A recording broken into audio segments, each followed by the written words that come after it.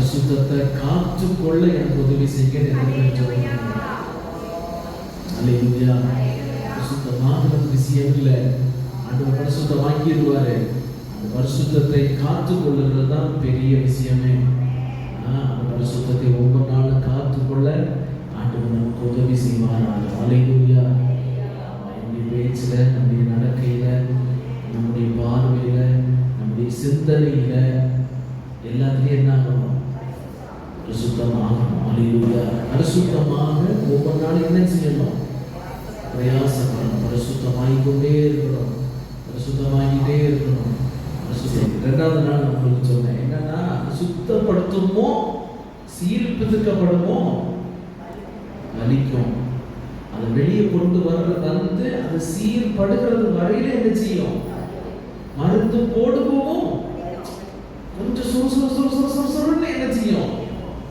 Hello சொல்லுங்க. ஏன்னா இன்னைக்கு கொஞ்சம் முன்னாடியே ஃபவுண்டேஷன் போட்டுப்போம், சரியா? அதனால சுறுசுறுன்னு என்ன செய்யும்? வலிக்கும். ஆனா அது நல்லதுக்கு தான், சரியா?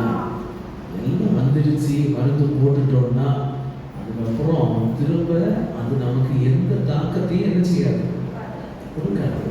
அதுல நம்ம அப்படியே சரியாயிடுவோம். பாருங்களேன், அந்த தழும்பு இருக்கும், நாளடைவில் அந்த தழும்பு என்ன செஞ்சிடும்?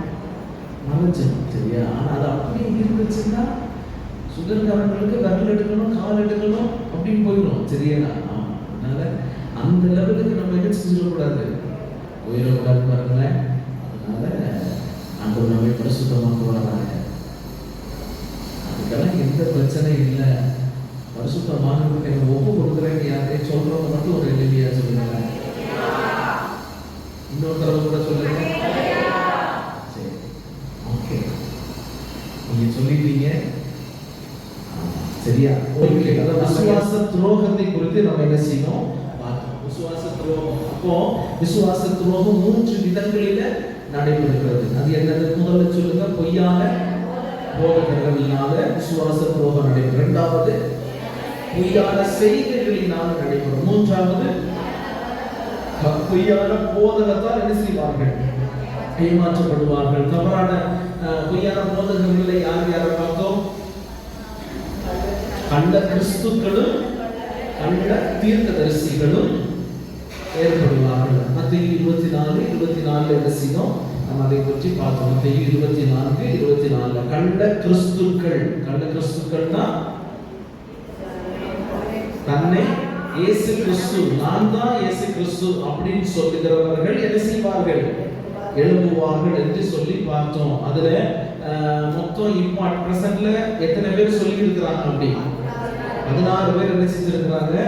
சொல்லி இருக்கிறாங்க, சரியா? அதுல ஒரு 5 பேரை நம்ம என்ன செஞ்சோம் பார்த்தோம். இதுதானே? ஓகே. அப்போ இப்போ என்ன செய்கிறார்கள்? அவர்களை பின்பற்றுகிறவர்கள் அவர்கள் மரித்து போனாலும் அவர்கள் உயிரோட வருவார்கள் என்று சொல்லி அவர்கள் என்ன செஞ்சுட்டு இருக்கிறாங்க? நம்பிக்கிட்டு இருக்கிறாங்க, சரியா? ஓகே. அப்ப நம்ம கடைசியா பார்த்தது என்ன பார்த்தோம்? கள்ள தீர்க்கதரிசிகள், கள்ள போதகர்கள் எழுப்புவார்கள். அல்லேலூயா, அல்லேலூயா, அல்லேலூயா. Okay okay okay. அதுல எல்லாம் நம்ம எப்படிப்பட்டவர்களா இருக்கணும்? ஜாக்கிரதையாக இருக்கணும். தெளிந்த புத்தி உள்ளவர்களாக காணப்பட ஆண்டவர் உதவி செய்வாராக. அல்லேலூயா.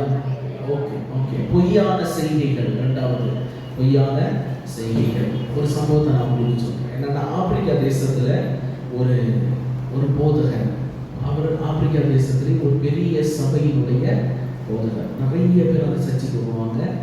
நிறைய பெரிய ஒரு தீர்க்கதரிசியாக அவர் என்ன செஞ்சுட்டு இருந்தார், இருந்துட்டு இருந்தார். அப்போ அவரை வந்து அந்த லெவல்ல வச்சு மக்கள் என்ன செஞ்சாங்க, பார்த்துட்டு இருந்தாங்க. ஓகே. ஒரு நாள் இவருடைய சண்டே சர்வீஸ்ல நடந்த சம்பவம். ஆராதனை நடத்தி கொண்டிருக்கிற நேரத்துல ஆராதனை போயிட்டு இருக்குது. திடீர்னு பார்த்தா வெளியே ஒரு ஆம்புலன்ஸ் வந்துருக்குது. ஆம்புலன்ஸ்ல வந்து வந்த உடனே அங்கிருந்து ஒருத்தர் வந்து இங்க வந்து சொல்லுறாங்க, என்னென்ன ஒரு டெட் பாடி வந்திருக்குது, அவர்களுக்காக நீங்க ஜோம் பண்ணணும். ஜோம் பண்ணியாச்சுன்னா அவர்கள் உயிரோட வருவார்கள் என்று சொல்லி அவர்கள் என்ன செய்கிறார்கள், விசுவாசித்து உங்களிடத்துல கூட்டிட்டு வந்திருக்கிறாங்க அப்படின்னு சொன்ன உடனே இவர் என்ன செஞ்சிருக்கிறாரு, போயிருக்கிறார். போயிட்டு அந்த டெட் பாடிக்கு மேலே கை வச்சு வச்சு கொஞ்ச நேரம் ஜெபம் பண்ணிக்க. சபையும் எல்லாரும் சேர்ந்து என்ன செஞ்சிருக்கிறாங்க, ப்ரேயர் பண்ணியிருக்கிறாங்க. கொஞ்ச நேரம் ஆன உடனே அவர் என்ன செஞ்சா, அந்த நிப்பாடி கஃபைன் பாக்ஸ்ல இருந்து சபை பெட்டியிலிருந்து எழுந்து உட்கார்ந்தார். ஜெபிக்க ஆரம்பித்த உடனே, இதை ஆரம்பித்த உடனே, ஜெபிக்க ஆரம்பித்த உடனே இவர்களும் எல்லாரும் பயங்கர ஆரவாரத்தோட, சபையும் பயங்கர ஆரவாரத்தோடு அவனை ஏற்றுக்கொண்டு அவனை ஸ்டேஜுக்கு கொண்டு போய் அவனை உட்கார வைத்து அவனுக்கு சாப்பாடு கொடுத்தார்கள். சரியா?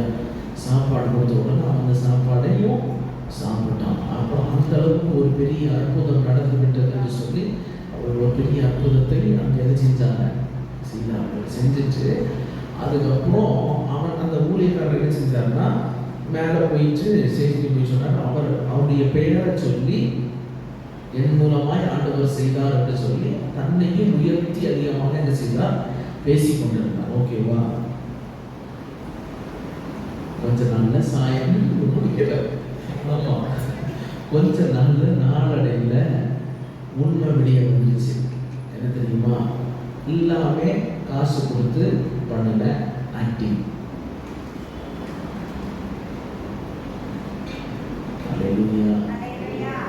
பொய்யான செய்கைகள். என்ன நடந்துச்சு தெரியுமா? 3 நாளைக்கு அப்புறம் இப்படி உயிரோடு எழுதினாருன்னு சொன்ன உடனே பயங்கரமா டிவி நியூஸ் எல்லா யூடியூப் எல்லாத்துலேயும் பயங்கர வைரலாக போயிடுச்சு. இந்த பாஸ்டர் வந்து செத்து போன ஒருவரை உயிரோடு எழுப்பிட்டாரு அப்படின்னு சொல்லி பயங்கரமா என்ன செஞ்சுட்டு இருந்தது, நியூஸ் பரவிக்கிட்டே இருந்தது. இப்படி பரவி போனப்போ ஒருத்தன் நடிச்சான் தெரியுமா, செத்தவன் மாதிரி. அவன் 3 நாளா சாப்பிடலையா. 3 நாளா சாப்பிடாம அந்த சவப்பெட்டிக்குள்ள வச்சு அவரை அப்படி ஆக்ட் பண்றதுக்கு காசு கொடுத்து அவன் என்ன செய்ய பண்ணியிருக்காங்க, ஆக்ட் பண்ண வச்சிருக்கிறாங்க. இந்த வீடியோவை, இவன் உயிரோட வருகிற வீடியோவை இவன் வேலை செய்கிற இவனுடைய ஓனர் இருக்கிறார் பாருங்க, முதலாளி, இவர் பார்த்துட்டாரா. பார்த்துட்டு இவர் கேட்டாரா, இவன் என்கிட்ட 3 நாள் லீவ் வேணும்ல கேட்டுட்டு போனான், இவன் நல்லா தானே இருந்தான், இவனுக்கு இதை பிரச்சனை அப்படின்னு சொல்லிக்கிட்டு பத்திரிகையில வந்து பெட்டி கொடுத்துட்டாரு. இது ஃபேக்கு, இவன் நல்லா தான் இருந்தான், இப்படி ஒரு சம்பவம் நடந்து போச்சு, நீங்க இதை யாரும் என்ன செய்யாதீங்க, நம்பாதீங்கன்னு சொல்லிட்டு தீர விசாரிச்சப்போ அது உண்மை. அல்லேலூயா. அதனால சும்மா டிவியில வர்றது எல்லாத்தையும் நம்பாதீங்க. சரியா?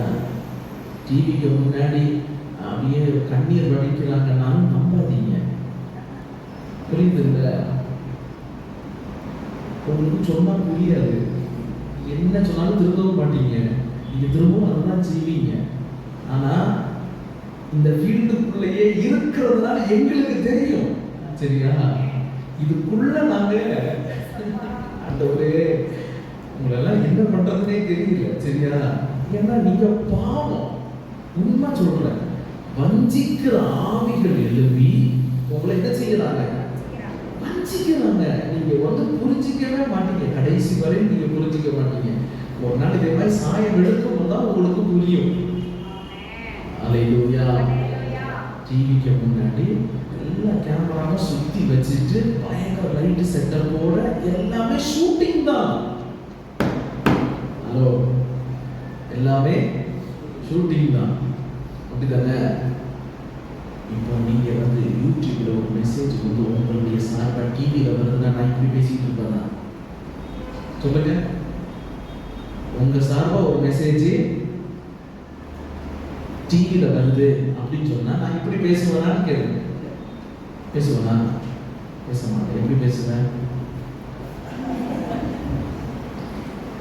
அன்பானவர்களே, உங்களை குறித்த ஆண்டவருடைய திட்டம் அது பெரியது அப்படின்னு சொல்லிட்டு எனக்கு என்ன செய்ய தெரியும், எங்களுக்கும் பேச தெரியாம இல்லைங்க, எனக்கும் பேச தெரியும். சரியா? உங்களுக்கு எப்படி எல்லாம் பேசி மடக்கணுமோ எங்களுக்கு என்ன செய்யும், அந்த மாய்மாலெல்லாம் நாங்கள் காட்ட மாட்டோம். சரியா? மனுஷன் மனுஷனாக தான் இருக்கணும். அவன் தெய்வத்துக்கு அடுத்தபடியா போறான்னு சொல்லிட்டு பெரிய இதெல்லாம் காட்டக்கூடாது. மிஞ்சின நீதிமானாய் வசனம் அதுதான் சொல்லுது. இதுதானே? ஆமா. நீங்க வந்து அப்படி ஆவோன்னு சொல்றவங்களை நம்பாதீங்கன்னு சொல்றேன். புரியுதா?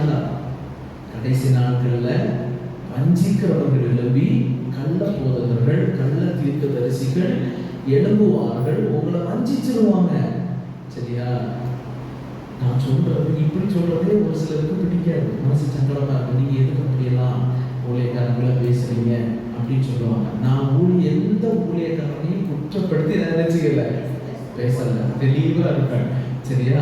ஆமா, ஏன்னா எந்த ஊழியக்காரனையும் நான் குற்றப்படுத்தி உங்ககிட்ட நான் நினைச்சுக்கல, சொல்லல. இப்படி எல்லாம் தோன்றுவார்கள். அதெல்லாம் நம்ம எப்படி இருக்கணும்? எச்சரிப்பா இருக்கணும், ஜாக்கிரதையா இருக்கணும்.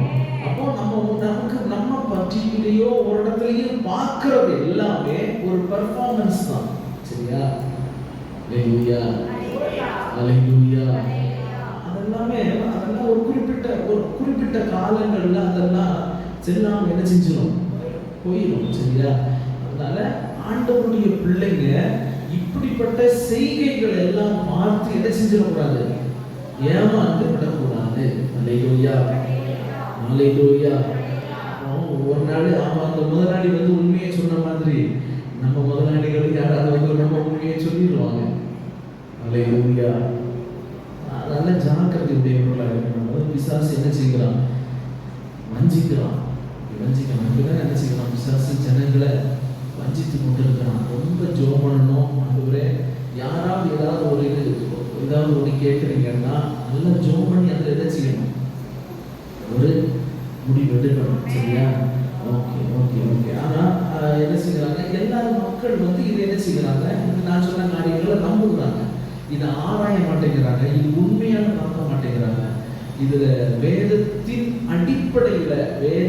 அடிப்படையில தான் இதெல்லாம் நடக்கிறதா என்று சொல்லி என்ன செய்ய மாட்டேங்கிறாங்க, யோசிக்க மாட்டேங்கிறாங்க. சூழ்நிலைகளை சாதகமாக்கி கொள்ளுகிறார்கள். புரியுதானே? கொரோனா வந்துச்சுன்னா அந்த சூழ்நிலையை சாதகமாக்கி கொள்ளுகிறார்கள். இல்ல வேற ஏதாவது ஒரு பிரச்சனை வந்துச்சுன்னா அந்த சூழ்நிலையை என்ன செய்கிறார்கள்? சாதகமாக்கி கொள்ளுகிறார்கள். அப்போ எப்படி நெத்தலி போட்டு திமிங்கல பிடிக்க முடியுமோன்னு அவங்களுக்கு தெரியும். அல்லேலூயா. புரியுதானே? ரொம்ப ஜாக்கிரதையா இருக்கணும். பாருங்க, ரொம்ப தெளிந்த புத்தி உள்ளவர்களா இருக்குன்னா அதான் சொல்றாங்க, ரொம்ப தெளிந்தவர்களா இருக்கணும். நம்ம யாரையும் நம்பாதீங்க. எல்லாமே வசனத்தின் அடிப்படையில் இருக்கிற உண்மையா நடக்கிறா, இந்த அடையாளம் அற்புதம் எல்லாம் உண்மையா ஆண்டவர் தான் செய்கிறாரா, இந்த அற்புதத்திற்கும் ஆண்டவருக்கும் சம்பந்தம் இருக்குதா? அல்லேலூயா, அல்லேலூயா. ஆமா, இது தேவனுக்கு மகிமையை கொடுக்கிறதா, இல்ல அந்த ஊழியக்காரன் அந்த மகிமையை ஏற்றுக்கொள்கிறார்களா? புரியுதா? ஒரு காரியம் நடக்குதுன்னு வைங்களேன், நம்ம டிவியில நிறைய பார்க்கிறோம். ஏதோ ஒரு சம்பவம் நடக்குது. அந்த சம்பவத்துல அவர்கள் மூலமாக, அவர்கள் செய்கிற ஊழியம் மூலமாக அவர்களுக்கு மகிமை வருகிறதா, ஆண்டவர் மகிமைப்படுகிறாரா? அந்த வசனத்தை நீங்க ஒரு தடவை கூட வாசிக்கிறீங்களா? அப்பதான் உங்களுக்கு இன்னும் நல்லா புரியும். 2 தெசலோனிக்கேயர் 2ஆம் அதிகாரம் 1 வாசிக்க பார்ப்போம்.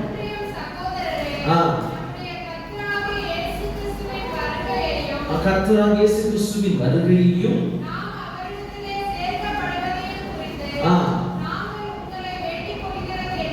வேண்டிக் கொள்கிறது என்னவென்றால்,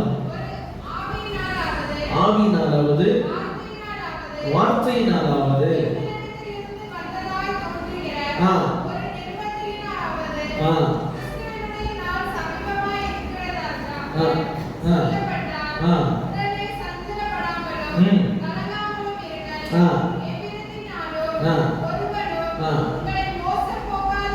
மோசம் போக்காதபடிக்கு எச்சரிக்கையாயிருங்கள். ஏனெனில் விசுவாச துரோகம் இதுக்கு முன்னால என்ன செய்யும்? நேரிடும். விசுவாச துரோகம் நேரிட்டு கேட்டின் மகனாகிய பாவ மனுஷன் அந்த நாள் வராது. அல்லேலூயா. கேட்டின் மனுஷனாகிய அந்த பாவங்கள் எல்லாமே, இப்படிப்பட்ட காரியங்கள் எல்லாம் விசுவாச துரோகத்திற்குரிய இப்படிப்பட்ட காரியங்கள் எல்லாம் நடைபெற்றுட்டு தான் என்ன செய்யும்? இயேசு கிறிஸ்துவின் வருகை இருக்கும். அப்போ இப்ப நம்ம பார்க்கும்போது எல்லா அடிப்படை காரியங்களை நம்ம வச்சு பார்க்கும்போது இயேசு கிறிஸ்துவின் வருகை சமீபமாக இருக்கிறது. அல்லேலூயா. கால சூழ்நிலைகளை வைத்து பார்த்தாலும் இயேசு கிறிஸ்துவின் வருகையை நோக்கி போய்கிட்டு இருக்குது. சபை ரொம்ப தெளிவா இருக்கணும் பாருங்க. அதாவது ஒண்ணு புரிஞ்சுக்கோங்க. ஒரு வார்த்தை இதை நான் சொல்றேன், கேளுங்க. நல்ல கவனமா கேளுங்க, எல்லாரும் கேட்கணும். உங்க பிள்ளைக்கு எவ்வளவு சாப்பாடு கொடுக்கணும்னு உங்களுக்கு தெரியும். அதுக்கு மேல ஒரு வாய் கொடுத்தாலும் இது வாங்கி எடுத்து, இல்லைன்னா இதுக்கு வயிற்றுக்கு அஜீரண கோளாறு என்ன செஞ்சிடும், வந்துடும் தெரியும். ஒரு ஆட்டுக்கு இந்த தலையை போடுவாங்க, ஒரு ஆட்டுக்கு வேற ஒரு தலையை போடுவாங்க. அப்படிதானே? அப்படிதானே? ஹலோ, கவனிக்கிறீங்க தானே? என்ன ஆட்டுக்கு என்ன போடணும்னா அந்த உடமஸ்தனுக்கு தான் என்ன செய்யும். இது பாட்டுக்கு போய் எல்லா இடமும் காய்ச்சிட்டு வந்துச்சுன்னு வைங்க, சரியா இருக்காதுன்னு சொல்லுவாங்க. என்ன நடக்கும்னு சொல்லுவாங்க. ஆமா, என்ன ஆகும், அதுக்கு என்ன ஆகும், அவ்வளவுதான், வயிறு உப்பிக்கும். அல்லேலூயா. அதனால உங்களுக்கு ஒரு ஆராதனை, ஒரு பைபிள் ஸ்டடி, ஒரு பாஸ்டிங் இவ்வளவு போதும்னு எங்களுக்கு தெரியும். அதுக்கு மேல உங்களுக்கு தேவைப்படுச்சுன்னா நாங்களே இங்க வச்சிருவோம். சரியா? ஓகே தானே? ஆமா. அதனால உங்களுக்கு என்ன வேணும், உங்களுக்கு எங்களுக்கு என்ன செய்யும் தெரியும். இது கொஞ்சம் வித்தியாசமா போகுதுன்னா சரி, ஒரு 3 நாள் பாஸ்டிங் இல்லை ஒரு வாரம் பாஸ்டிங் போறது இல்லையா? சரி, இது இப்போ கொஞ்சம் மாறி இருக்குது. இன்னைக்கு மெசேஜ் இப்படி கொடுக்கணும், இப்படி கொடுத்தாதான் என்ன செய்யும். ஹலோ, இது சரிப்பட்டு வரும் எங்களுக்கு தெரியும். அல்லேலூயா. டெய்லி ஹோட்டல் சாப்பாடு சாப்பிடணும்னு நினைச்சோம்னா என்ன ஆகும், வயிறு புண்ணாகி போயிடும். அவ்வளவுதான். அப்படிதானே? ஹோட்டல் சாப்பாடு சாப்பிடணும் டெய்லி என்ன செய்யக்கூடாது, வீட்டில் செய்கிறத சாப்பிட்டா போதும். அதுக்கு மேல ஒரு டேஸ்ட் நமக்கு தேவையில்லை. அப்படிதானே? நாங்க ஒரு நாள் சக்தி மசாலா போட்டு செய்கிறோம், ஒரு நாள் சத்யா ஃபுட்ஸ்ல வாங்கி செய்கிறோம், ஒரு நாள் ஆச்சி மசாலா வாங்கி செய்கிறோம். இப்படி எல்லாம் தான் வாங்கி என்ன செய்கிறோம், செஞ்சு கொடுத்துட்டு இருக்கோம் வசனத்தை. புரியுதா? எல்லாம் வித்தியாசமா தான் உங்களுக்கு தரோம். சைனீஸ் ஃபுட்டும் தரோம், இந்தியன் ஃபுட்டும் தரோம், பாரம்பரிய ஃபுட்டும் என்ன செய்யறோம். ஆமா, இப்ப இதுக்கு கூடு குடிச்சா போதும்னு நினைப்போம். இப்ப இதுக்கு கூடு போதும் அப்படின்னா கூடு தான் தருவோம், குடிச்சுதான் ஆகணும், இல்லைன்னா உங்களுக்கு தான் பிரச்சனை. அல்லேலூயா, அல்லேலூயா. அதுக்கு மேல உள்ள எந்த காரியத்துக்கும் ஒரு சபை என்ன செய்யக்கூடாது, போகக்கூடாது. அதெல்லாம் ஒரு ஊழியம். டிவியில நடக்குதா, அது ஒரு ஊழியம். யாருக்கு? புறஜாதிகளுக்கு. புரியுதா? உங்களுக்கு இல்ல, உங்களுக்கு சபை இருக்குது, விசுவாசிகளுக்கு சபை இருக்குது. புறஜாதி மக்களுக்கு தான் அது ஒரு ஊழியம். அது நடக்கட்டும். அதுக்கு நம்ம எதிரியும் கிடையாது, சாதகமும் இல்லை, பாதகமும் இல்லை. சரியா? அது நடக்கட்டும். சரியா? அது நடக்கட்டும், ஒன்றும் பிரச்சனை இல்லை. ஆனா அதன் மூலமா 4 பேர் ரட்சிக்கப்பட்டு எங்க வரணும், சபைக்குள்ள வரணும். நீங்க ரட்சிக்கப்படாத 4 பேருக்கு அதை பாருங்க, அதை அப்படி சொல்லுங்க, சொல்லிட்டு என்ன செய்யுங்க, அவர்களுக்குள்ள ஏற்படுத்தி அவர்களை சபையோடு இணைப்பதற்கு என்ன பிரயாசப்படணுமோ அதுதான் நம்ம செய்யணும். புரியுதா? புரியுதா? ஒருத்தர் அதை பார்த்து ரட்சிக்கப்பட்டு அப்படியே ரோட்லயே விட்டுற முடியாது பாருங்க. அது தெருவுல போகிற இந்த ஊர்ல கம்மி. நார்த் இந்தியாவுக்கெல்லாம் போயாச்சுன்னா ரோட்லயே மாடி என்ன செஞ்சுட்டு இருக்கோம், மேய்ச்சிக்கிட்டே இருக்கும். அது பேப்பரை திங்கும், பார்க்கறத திங்கும், எல்லாத்தையும் என்ன செய்யணும், சாப்பிடும். அப்படி ஒரு விசுவாசி என்ன செய்யக்கூடாது, இருக்கக்கூடாது. அப்படிதானே? அதை கரெக்டா லெவல் பண்ணி எங்க கொண்டு வந்து கட்டணுமோ அந்த தொழுவத்துல கொண்டு வந்து என்ன செஞ்சிடணும், கட்டிடணும். அதுக்கப்புறம் அதுக்கு என்ன வேணுமோ அதை கரெக்டா கொடுத்து அதை புஷ்டியாக்கி கொண்டு வருகிறது அந்த மேய்ப்பனுடைய வேலை. புரியுதானே? அல்லேலூயா. சுத்திட்டு தேடிட்டு அப்படியே மேய்ச்சிட்டு இருக்கிறத அடக்கி ரெடி பண்ணி கொண்டு வர வேண்டியதுதான் உங்கள் மேல் விழுந்த கடமை. அல்லேலூயா சொல்லுங்க. புரிஞ்சுதானே? இதுக்கு மேல ஒரு விளக்கம் வேணுமா? வேண்டாம், தேவைப்படாது. சரியா? ஓகே ஓகே, சரியா? அப்போ இதெல்லாத்தையும் நம்ம ஆராய்ந்து நம்ம யோசித்து நம்ம என்ன செய்யணும். இதுக்கெல்லாம் முழு சபை இருந்துச்சுன்னா சொல்லி கொடுக்கறதுக்கு ஒரு நல்லா இருக்கும் பாருங்க. எல்லாருக்கும் தெரியும். ஆமா, நீங்க செய்யுங்க. உங்களை பார்த்து மற்றவங்க செய்யட்டும். நீங்க உங்களை பார்க்குறவங்களுக்கு எல்லாத்துக்கும் இதை என்ன செய்யுங்க, சொல்லிக் கொடுங்க. சொல்லிக் கொடுங்க, அப்படி செய்யக்கூடாது, இப்படிதான் நம்ம செய்யணும், அப்படி என்ன செய்யுங்க சொல்லிக் கொடுங்க. உங்களை அந்த ஸ்தானத்தை ஆண்டவர் உங்களை அபிஷேகிப்பாராங்க. சரியா? அந்த ஸ்தானத்தில் ஆண்டவர் உங்களை அப்படிப்பட்ட அபிஷேகத்தை பரலோகத்திலிருந்து ஆண்டவர் உங்களுடைய சிரசின் மேல ஆண்டவர் வைப்பாராங்க. ஏன்னா நீங்க வசனத்தை கேட்கணுங்கிற வாஞ்சியோட வலிங்க பாருங்க. அந்த தாகத்தின் பிரதிபலனா ஆண்டவர் இதை உங்களுக்கு தரட்டும். அல்லேலூயா, அல்லேலூயா. ஓகே, இப்போ நிறைய மிராக்கிள் எப்படின்னா, ஆராதனை வேளையில உங்களுடைய பர்ஸில் என்ன செய்யும், பணம் வரும். தெரியுமா? அப்படியெல்லாம் ஒரு ஆராதனை போயிட்டு இருக்குது. ஆராதனை வேளையில பர்ஸில் பணம் வரும். ஆராதனை வேளையில அக்கௌண்ட்ல காசு கூடுது. எங்கேயாவது பிக்சர் சொல்லுங்கப்பா, நான் போயிட்டு வந்துடுறோம், ஒரே ஒரு நாள் போயிட்டு வரோம் அப்படின்னு உங்க மனசு சொல்றது எனக்கு கேட்குது. இருக்கிற கடன் எல்லாத்தையும் முடிச்சுட்டு கொஞ்சம் செட்டில் ஆகிடலாம்ப்பா அப்படிங்கிற செய்தி அவங்க மனசு சொல்றது தெரியுது. அதெல்லாம் நடக்கிறது. அல்லேலூயா, அல்லேலூயா. ஒரு இடத்துல ஆராதனையின் வேளையில தூதர்களின் இறகுகளை எடுத்து ஆண்டவரை ஆராதிக்கிறார்கள். தெரியுமா? ஒரு பெரிய கன்வென்ஷன் கூட நடந்துட்டு இருந்துச்சான். அப்போ திடீரென்று எல்லாரையும் கண்களை மூட சொல்லிட்டு ஆராதித்தார்களாம். திடீர்னு பார்த்தா அவர்கள் உட்கார்ந்து இடத்துக்கு கீழே எல்லா இடமும் என்ன இறகு இருந்துச்சான். அதோ இறகு இருக்குது இல்ல, இறகு இருந்துச்சான். அந்த இறகுகளை எல்லாத்தையும் எடுத்து, நாங்கள் தூதருடைய இறகுகளை பார்த்தோம், நாங்கள் கண்டோம், எங்களிடத்தில் தூதர்களுடைய இறகுகள் எந்த பணிகளில் அப்படிச்சாலோ தெரியும். சரியா? ஆமா, என்னச்சுன்னா அந்த தூதர்களுடைய இறகுகளை நாங்கள் என்ன செஞ்சோம், பார்த்தோம்னு சொல்லிட்டு அதை எடுத்து வச்சு என்ன செய்தார்கள். தூதன் என்ன அவ்வளவு வந்தாதான் இருந்திருப்பா, இறங்கெல்லாம் போற அளவுக்கு. தூதனுக்கு அவர்கள் பணிவிடையின் ஆவிகள். சரியா? அவர்களுக்கு உருவம் என்ன செய்யாது, கிடையாது. சரியா? நான் அப்படி பார்த்தேன், தூதன் வந்து அப்படியே வந்து பறந்து வந்து இங்க வந்து என்ன கதையெல்லாம் விடக்கூடாது. அல்லேலூயா. இப்படி நம்ம ஆளுங்க நிறைய தரிசனம் பண்றாங்க இல்ல, அதனால சொல்ல வேண்டியது. நம்ம தரிசனத்துக்கு எல்லாம் ஒரு தெளிவு வரணும் பாருங்களேன். நம்ம தூதன் அப்படியே பறந்து வந்தாரு, அப்படியே பறந்து வந்து அப்படியே வந்து சட்டையை விரிச்சுக்கிட்டே எங்கேயோ ஒரு போட்டாவை பார்த்துக்கிட்டு இவங்க பண்ற அலப்பறம் இருக்கு பாருங்க. நம்ம ஆளுங்க முடியல, அப்படியே சிறையை விரிச்சுட்டு நின்னாரு, அப்படியே என்னை சிறகுகளினால மூடினாங்க அப்படின்னு. அல்லேலூயா. தூதர்கள் எல்லாம் பணிவிடையின் ஆவிகள். அவர்களை எல்லாம் என்ன செய்ய முடியாது, பார்க்க முடியாது. அல்லேலூயா. அடுத்து தங்க துகள்கள் என்ன செய்யும், கைகளில் இருந்து கொட்டுகிறது. கையை இப்படி வச்சா அனாயிண்டிங் ஆயில் வருது.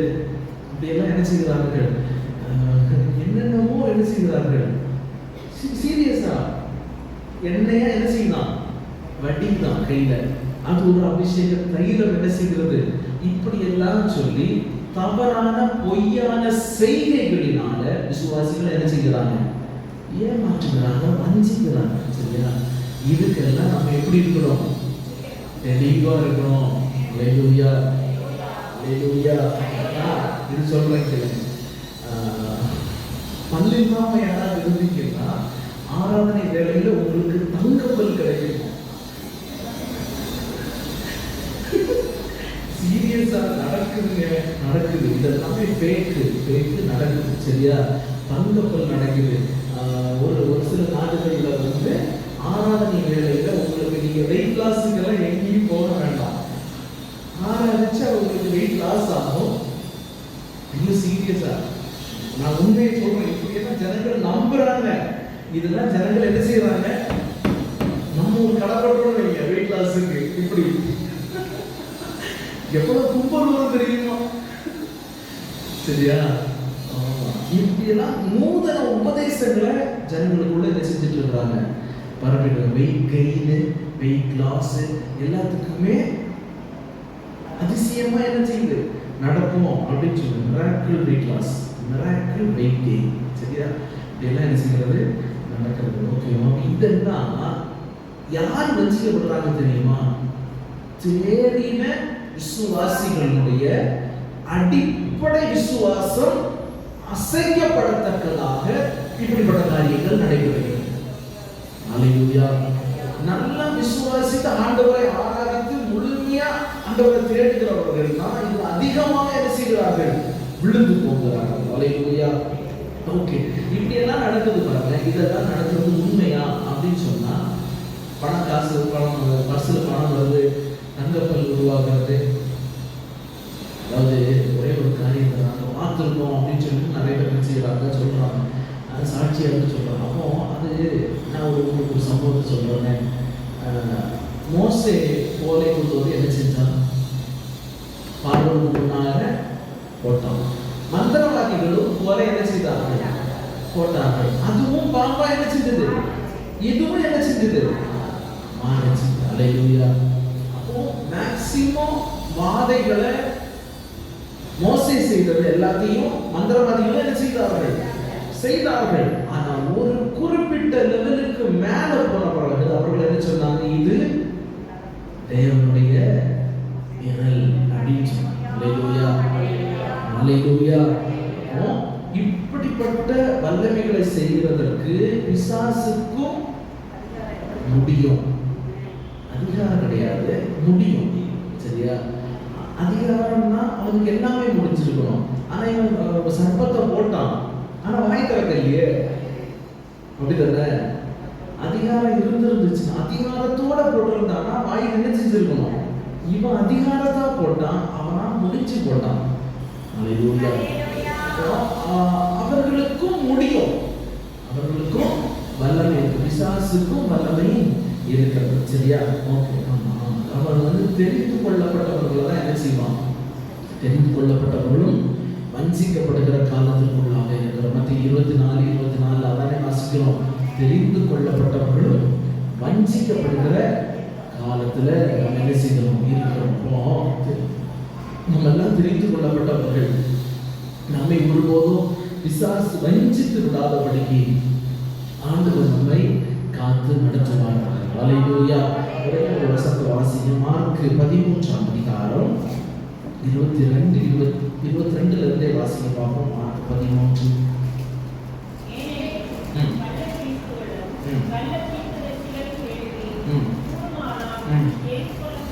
தெரிந்து கொள்ளப்பட்டவர்களையும்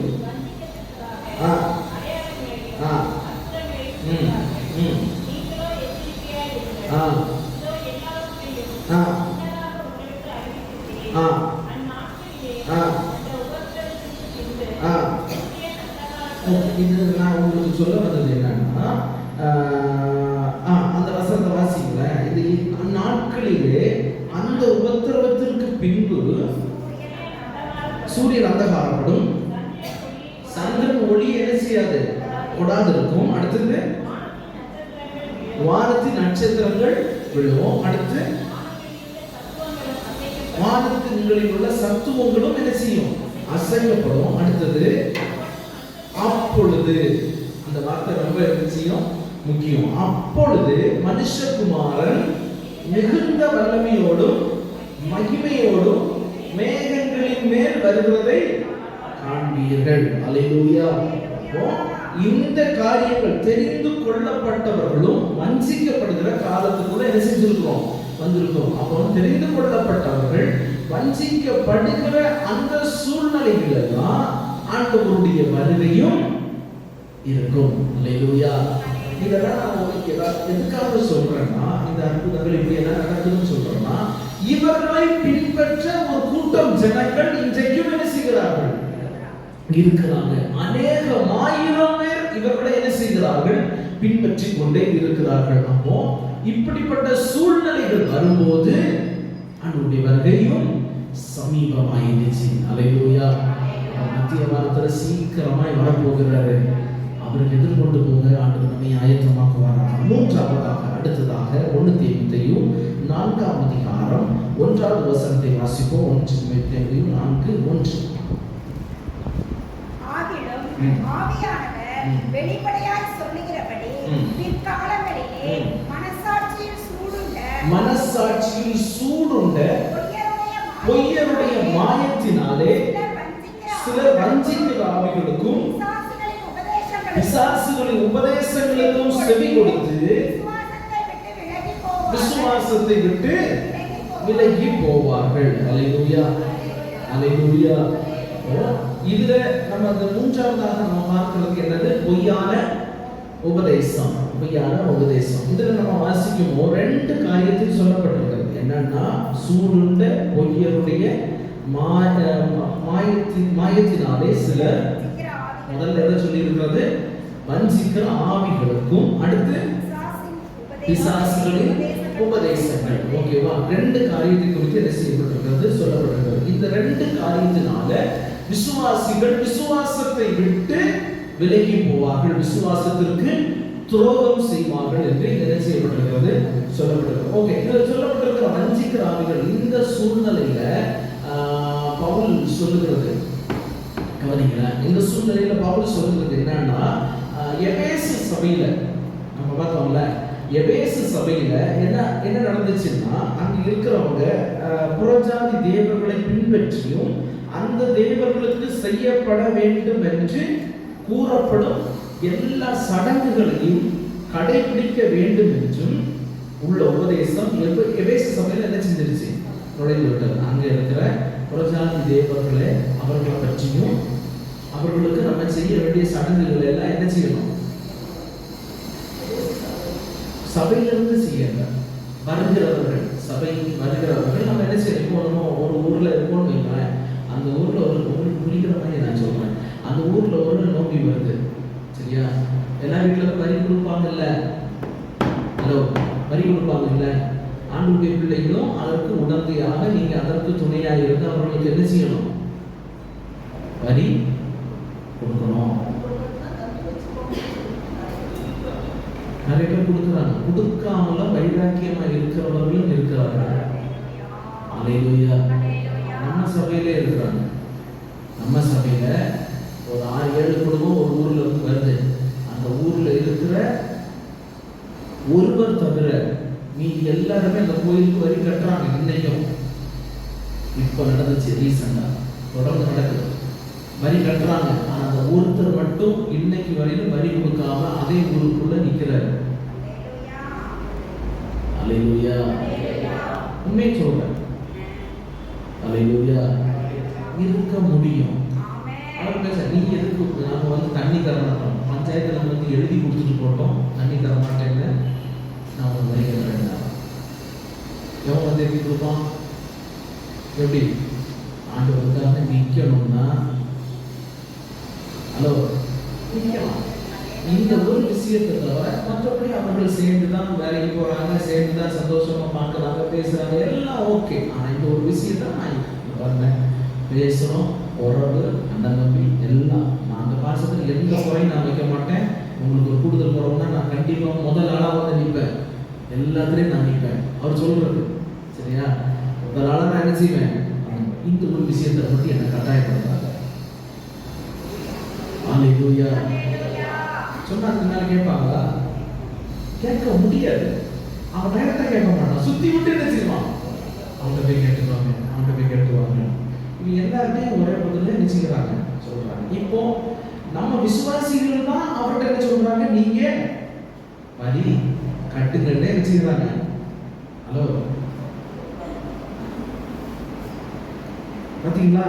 அப்போ உங்களுக்கு ஒரு புரிஞ்சுக்கணும், எவ்வளவு தாக்கத்தோட நின்று பேசுறோம்னு உள்ளத உங்களுக்கு என்ன செய்யணும்? புரியும். என்னன்னு சொல்லல, ஏதுன்னு சொல்லல, எதுவுமே சொல்லல, சும்மா ஓரலா சொன்னதே உங்களுக்கு என்ன செய்யல? தாங்க முடியாது. சரியா? அப்ப இது எல்லாத்துலயும் இருக்கணும். ஒரு ஆண்டுக்குள்ள இருக்கணும்னு நினைச்சா என்ன செய்யலாம்? இருக்கலாம். அப்போ இந்த வஞ்சிக்கிற ஆவிகளுக்கு எபேசு சபை என்ன செய்யுது?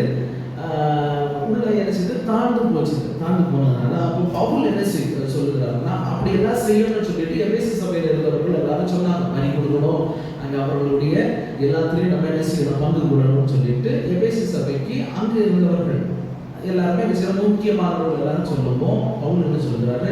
அப்படி செய்யக்கூடாது, அந்த உபதேசம் நமக்குரியது அல்ல அப்படின்னு சொல்லுகிறாங்க. சரியா? மரித்த இன்னும் ஒரு சில காரியங்கள் அது நடைபெற்றது. என்னன்னா, மரித்த பெரியவர்களை ஒரு ஒரு தெய்வமாகவும் என்ன செய்தார்கள்? முழுமையான தெய்வமாக அல்ல, ஒரு சிறிய தெய்வமாகவும் என்ன செஞ்சார்கள்? வைத்துக் கொண்டார்கள். அல்லேலூயா. நல்லவர்களின் ஆவிகளையும் நல்லவர்களின் ஆவிகளையும் அவர்களையே சில புறஜாதிகள் அரைக்குறை தெய்வங்களாக என்ன செய்தார்கள்? எண்ணினார்கள். ஓகேவா? ஏன் அப்படி இருந்தாங்கன்னா, அவர்களாலையும் நம்மளை என்ன செய்ய முடியும்? அவர்கள் நம்ம தெய்வமாய் கூப்பிடவில்லை, அவங்களுக்கு ஒரு மரியாதை கொடுக்குறோம்னா அவர்கள் நம்ம என்ன செய்வாங்க? பாதிப்பார்கள். அவருடைய ஆவிதான் வந்து என்ன இப்படி பண்ணிச்சு, அவர்கள் தான் வந்து என்ன செய்வாங்க? இப்படி பண்ணுவாங்க அப்படின்னு என்ன செய்தார்கள்? உள்ளுக்குள்ளேயே போதனை பண்ண என்ன செய்தார்கள்? சபைக்குள்ள போதனை பண்ணபடியாக ஆரம்பிச்சாங்க. அப்போதான் அவர் என்ன சொல்கிறாரு? பிற்காலங்களிலே மனசாட்சியில் சூடுண்ட பொய்யருடைய மாயத்தினாலே சிலர் வஞ்சிக்கிற ஆவிகளுக்கும் பிசாசின் உபதேசங்களுக்கும் செவி கொடுத்து விசுவாசத்தை விட்டு என்ன செய்வார்கள்? ஆழ்வி வரைக்கு போவார்கள். இப்படி கொஞ்சம் கொஞ்சமாய் செஞ்சுக்கிட்டு இருக்கோம். முதல்ல வரி கொடுப்பீங்க, அதுக்கடுத்து சரி நம்ம தான் வரி கொடுத்துருக்கோம், காசு கொடுத்துட்டு எதுக்கு இப்போ வந்திருக்கணும், போய் உட்காந்து என்ன செஞ்சுட்டு இருக்கோம்? சாப்பிட்டுட்டு இருக்கணும். கிடாது இருந்து போய் என்ன செஞ்சுருவோம்? சாப்பிட்டு வருவோம். சரி அங்கே போய் சாப்பிடலாம்னா பரவாயில்ல, கனியை வாங்கி வீட்டில் வச்சு கொஞ்சம் கொஞ்சமா உள்ள போறோம் தானே.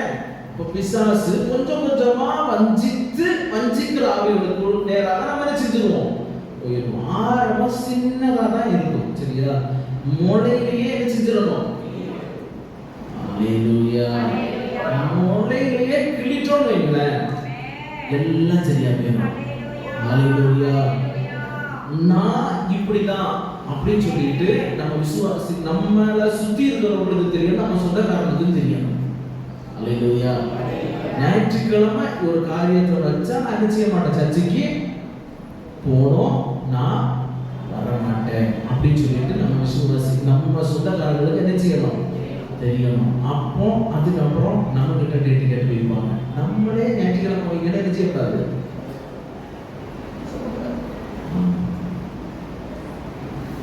அல்லேலூயா. அல்லேலூயா. நம்மளே என்ன செய்யக்கூடாது? ஞாயிற்றுக்கிழமை வைங்கன்னு சொல்லக்கூடாது. அல்லேலூயா. அந்த நாள்ல ஆண்டவர் என்ன செய்யணும்? தேடணும். இந்த மீன்கார பயிரை ஆண்டவரே இரண்டு நினைவுகளால் என்ன செய்யக்கூடாது? குந்தி நடக்கிறது எல்லாமே என்ன செய்யக்கூடாது? இருக்கக்கூடாது என்று நம்ம என்ன செய்யணும் பார்க்கிறோம். ஓகே, பிசாசின் உபதேசங்கள் ஃபர்ஸ்ட் பார்த்தது, இவ்வளவு நேரம் பார்த்தது வஞ்சிக்கிற ஆவி. ஓகே, பிசாசின் உபதேசங்கள்னா கவனிங்களேன், தேவன் சொல்லுகிறதற்கு ஆப்போசிட்டா சொல்லுகிறது எல்லாமே பிசாசுடைய வேலை.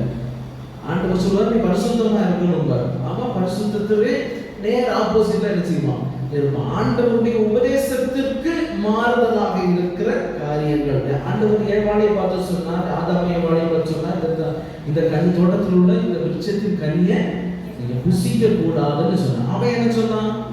புசிக்கலாம். புசிச்சா நீங்க யாரை போல மாறிடுவீங்க? அவரை போல நீங்க மாறிடுவீங்கன்னு சொல்லிட்டு அவர் உங்களை என்ன செய்யக்கூடாதுன்றாரு. அவருடைய தந்திரத்தை பார்த்தீங்களா? மனுஷனுடைய வீக்னஸ் பார்த்தீங்களா? இதுக்குள்ள பிசாசு தந்திரத்தையும் பார்க்கணும், மனுஷனுடைய சுய அறிவின் வீக்னஸ். சரியா? சுயத்தினுடைய வீக்னஸ் என்ன தெரியுமா? அப்போ அங்க உள்ள பாவம் என்ன செய்யல? வரல. ஆனா அவன் மகிமையின் சாயலுக்குள்ளதான் இருக்கிறான். மகிமையின் சாயலுக்குள்ளே இருந்து சுயத்துல ஒரு முடிவு எடுக்கிறான். என்ன முடிவு? பழத்தை சாப்பிட்டா நான் அவரை போல மாறுவேன். அல்லேலூயா. அதுதான் லூசிபரின் ஆவி. அல்லேலூயா. லூசிபரின் ஆவினா என்ன சொல்றோம்னா, நீ இதுக்கு மாறி செய்தனா நான் இவ்வளவு மகிமையோட இருக்கிறேன், அவருக்கு மேல போய் என்ன செய்வேன்? சிங்காசனத்தை ஸ்தாபிப்பேன் அப்படின்னு சொல்லி லூசிபர் சொன்னான். அதே மாதிரி தான் அதே ஆவியோட தான் இங்க கிரியை செய்யலாம் பிசாசு. எல்லாருக்க ஏவாள்கிட்ட என்னன்னு சொல்லி, நீ புசித்தால் புசிக்கும் நாளில தேவர்களை போல மாறுவீர்கள். அல்லேலூயா. அப்போ ஆண்டவர் என்னையும் இன்னும் குறைச்சிருக்கான், நான் இன்னும் கொஞ்சம் கூட மேல போவேன் அப்படின்னு சொல்லிட்டு இந்த ஆண்டவர் கொடுத்திருக்கிற மகிமையின் சாயல்ல ஒரு யோசனை. அல்லேலூயா. நம்ம ஆண்டவருடைய வசனத்தை கேட்டிருக்கோம், ஆண்டவருடைய வார்த்தை நம்ம கிட்ட இருக்கும். என்ன வார்த்தை? புசிக்காதே அப்படின்னு சொல்லிருக்கோம். பிசாசினுடைய உபதேசம் வரும், நீ புசி. அல்லேலூயா, அல்லேலூயா. இப்படிப்பட்ட காரியங்களை போதிக்கிறது தான் பிசாசுடைய வேலையாக இருக்கிறது. அல்லேலூயா, அல்லேலூயா. ஒரு வசனத்தை வாசிப்போம். அதே வசனம் அதுல வாசிக்கும் போது 4 வசனத்துல கீழே வாசிக்கிறோம். பிசாசின் உபதேசங்களுக்கும் செவி கொடுத்து விசுவாசத்தை விட்டு வழி விலகி போவார்கள். அடுத்த வசனத்தை வாசிக்கல போதும். அப்ப பிசாசின் உபதேசத்துல முதல் பாயிண்டாக சொல்லப்பட்டிருக்கிறது என்னது? விவாகம் பண்ணாதிருக்கவும். அல்லேலூயா.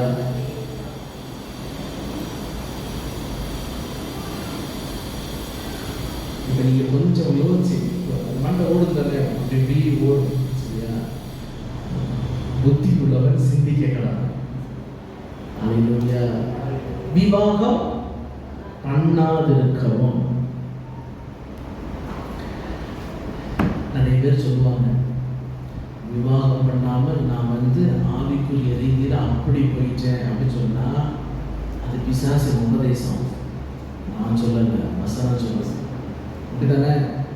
நான் மாற்றி பேசுறதா? சனத்தை நீங்க தானே படிச்சீங்க. அப்படிதானே? பிசாசின் உபதேசத்திற்கு செவி கொடுப்பார்கள். விவாகம் பண்ணவில்லை. இதை எழுதுறது யாரு? யார் எழுதுனா? பவுல் தான் என்ன செஞ்சாரு? எழுதினார். அவர் எக்ஸ்பைர்ட் ஆகிட்டார். அதனாலதான் அவர் என்ன சொல்றாரு? விவாகம் பண்றதுக்கு அதுக்கு மேல வாய்ப்பு இல்லை. அதனாலதான் அவர் என்ன சொன்னாரு? விவாகம் பண்ணாமல் இருக்கிறது பிசாசின் உபதேசம் அப்படின்னு சொல்லுறாரு. ஆனா அவரு விவாகம் பண்ணல. ஆனா விவாகம் பண்ணுவதற்கு எதிரி அல்ல. அவரே எல்லாருக்கும் சொன்னார், நீங்க என்ன செய்யணும்? விவாகம் பண்ணணும் அப்படின்னு சொல்லுறாரு. அல்லேலூயா.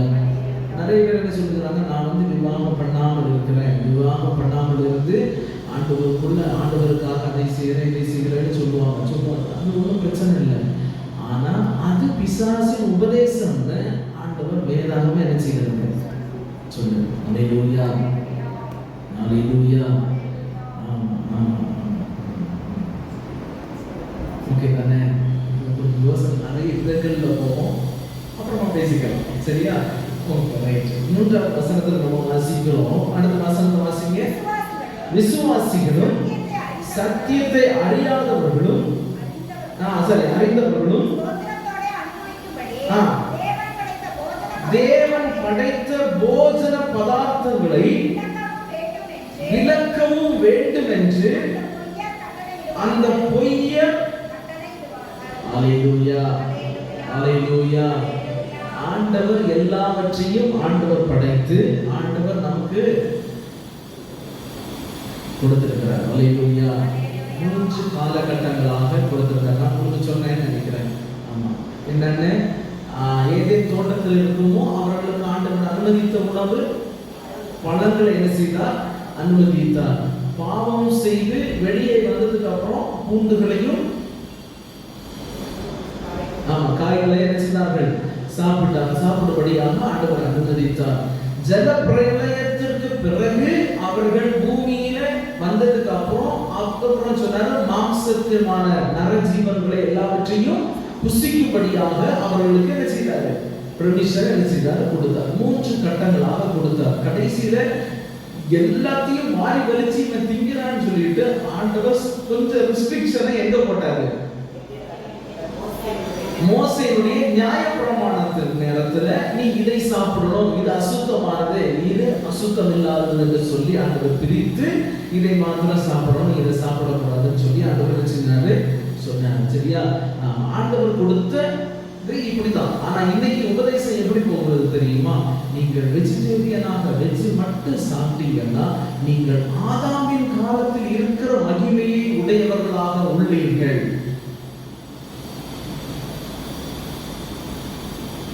ஹலோ, நான் வெஜிடேரியனா இருந்தா நீங்க என்ன செய்யல? சாபத்தின் பிள்ளைகளாக இருக்கிறீர்கள். உபதேசம் இன்னைக்கு என்ன செஞ்சுட்டு இருக்குது? பரவிட்டு இருக்குது. இந்த பொய்யான பிசாசின் உபதேசங்களுக்கு செவி கொடுக்காதீங்க. அல்லேலூயா, அல்லேலூயா. ஹalleluya. அப்படிப்பட்ட ஒரு தவறான உபதேசங்களினால நம்ம என்ன செய்வார்கள்? வஞ்சிப்பார்கள். ஓகே, ஒரு வசனத்தை வாசிங்க. 1 யோவான் 2ஆம் அதிகாரம் அதனுடைய 22ஆவது வசனத்தை வாசிப்போம். 1 யோவான் 2ஆம் அதிகாரம் 22 23 வாசிங்க. இயேசுவை கிறிஸ்து அல்ல என்று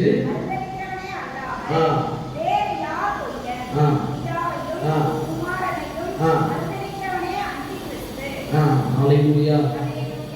ஓகே, அடுத்த வசனம் 23ல வாசிக்கிறோம். பிதாவை உடையவன் அல்ல, குமாரனை அறிக்கையிடுகிறவன் பிதாவையும் உடையவனாக இருக்கிறார். ஹalleluya, ஹalleluya, ஹalleluya. இப்படிப்பட்ட காரியங்கள் இன்றைக்கு நடைபெற்றிருக்கிறது. என்னன்னா என்ன சம்பவம்னா, எல்லா தெய்வங்களும் ஒன்று. அதான் சொல்லியிருக்கேன், சரியா? ஆமா, எல்லா தெய்வங்களும் ஒன்றுதான். எல்லாமே நல்ல விதங்களை தான் போதிக்கிறார்கள். எல்லாருமே அன்பை தான் முன்னிறுத்தி என்ன செய்கிறார்கள்? சொல்லுகிறார்கள் என்று சொல்லி இப்போ ரீசெண்டா ஒரு சம்பவம் நடந்தது. என்னன்னா, போப்பு, அப்புறம் இஸ்லாமிய தலைவர்கள், அப்புறம் புத்திஸ்டுடைய தலைவர்கள், எல்லா மத தலைவர்களும் சேர்ந்து ஒரே இடத்துல எல்லா சிலைகளையும் வைத்து ஒரு வழிபாடு நடந்தது. எல்லாரும் ஒரே மாதிரி ஜெபித்தார்கள் என்று சொல்லி ஒரு உபதேசம், ஒரு பிசாசின் தந்திரம் உள்ள என்ன செய்தது? வந்துவிட்டது. ஹalleluya. ஓகே, அவர்கள் எல்லாரும் தலைமோசி ஒரே இடத்துல என்ன செய்தது? வழிபாடு என்ன செய்தது?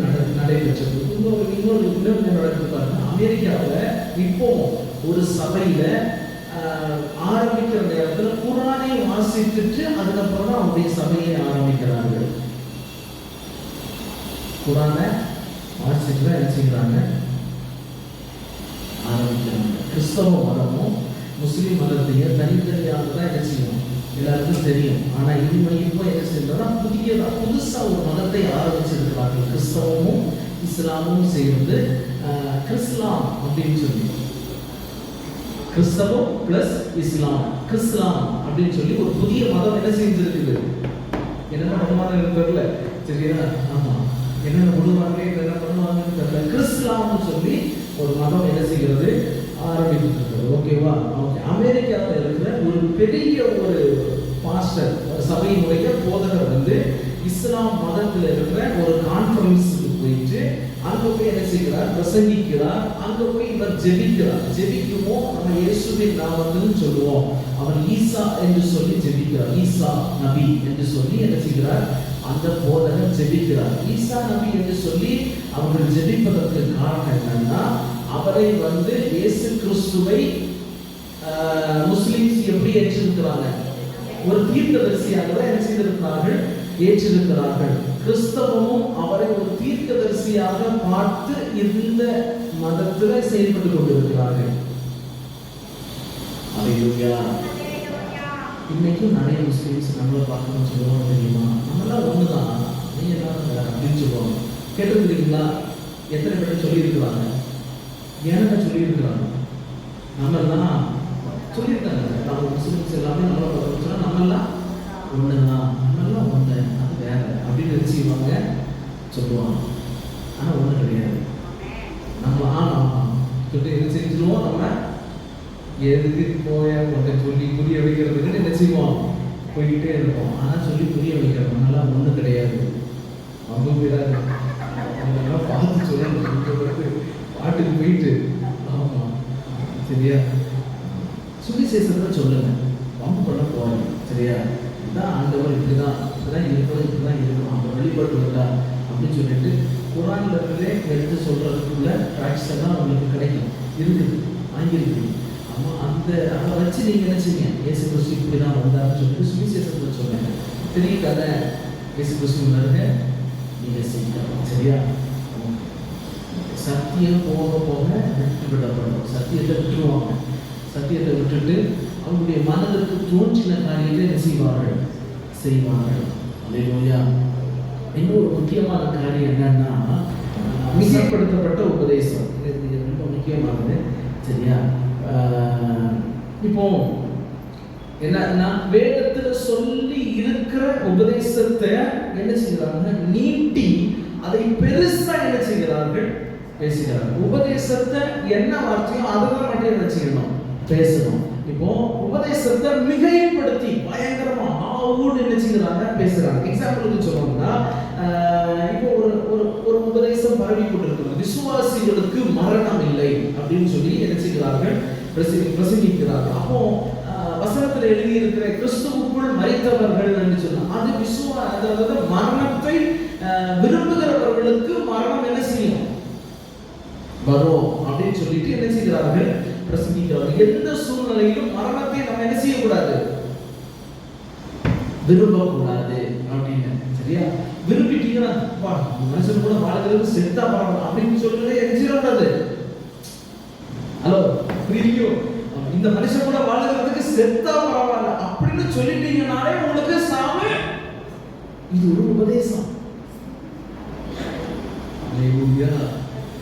மரணத்தை விரும்பினால் மரணம் வந்துவிடும். மரணத்தை நீங்க விரும்பவில்லை என்றால் மரணம் உங்களுக்கு வராது அப்படின்னு சொல்லி ஒரு உபதேசம் என்ன செஞ்சுட்டு இருக்குது, பரவிட்டு இருக்குது. அல்லேலூயா. சரி, அடுத்து இன்னொரு உபதேசத்தை சொல்றேன். என்னன்னு தெரியுமா? அமெரிக்காவில் ஒரு சபை, என்ன சபைன்னா நம்ம எல்லாரும் சர்ச்சுக்கு என்ன கொண்டு வருவோம், பைபிள் கொண்டு வருவோம் அப்படித்தானே. அவர்கள் எல்லாருமே ஒரு பெட்டி கொண்டு போவாங்க. பெட்டியை கொண்டு போய் வைப்பாங்க. அந்த பெட்டிக்குள்ள என்ன இருக்கும் தெரியுமா? பாம்பு இருக்கும். விஷத்தன்மையுடைய பாம்பு அந்த பெட்டிக்குள்ள இருக்கும். இப்பவும் நடக்குது. சரியா? நடந்துச்சு, இப்போ முடிஞ்சிருச்சுன்னு நினைக்கிறேன். அந்த சபை என்னாச்சுன்னா பெட்டியில பாம்பு வச்சிருப்பாங்க. போயிட்டு அங்க உட்காந்து ஆராதிப்பாங்க. ஆராதனையில அவருடைய விளக்கம் என்னன்னா, திடீர்னு ஆராதனையில பாம்பு என்ன செய்வாங்க, கையில் எடுத்து பாம்பை வச்சுட்டு என்ன செய்வாங்க, டான்ஸ் ஆடி என்ன செய்வான், ஆராதனை பண்ணுவான். காரணம் என்ன தெரியுமா?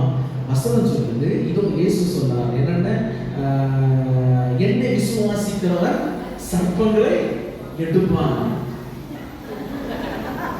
அவன் என்ன செஞ்சுன்னா பாம்பை கையில தூக்கிட்டு என்ன செய்யலாம், ஆராதிக்கிறான். அதான் சொன்ன உபதேசத்தை மிகைப்படுத்தி என்ன செய்யறாங்க, ஒரு மாதிரி நியூஸ் மாதிரி பண்றாங்கன்னு சொல்லணும்.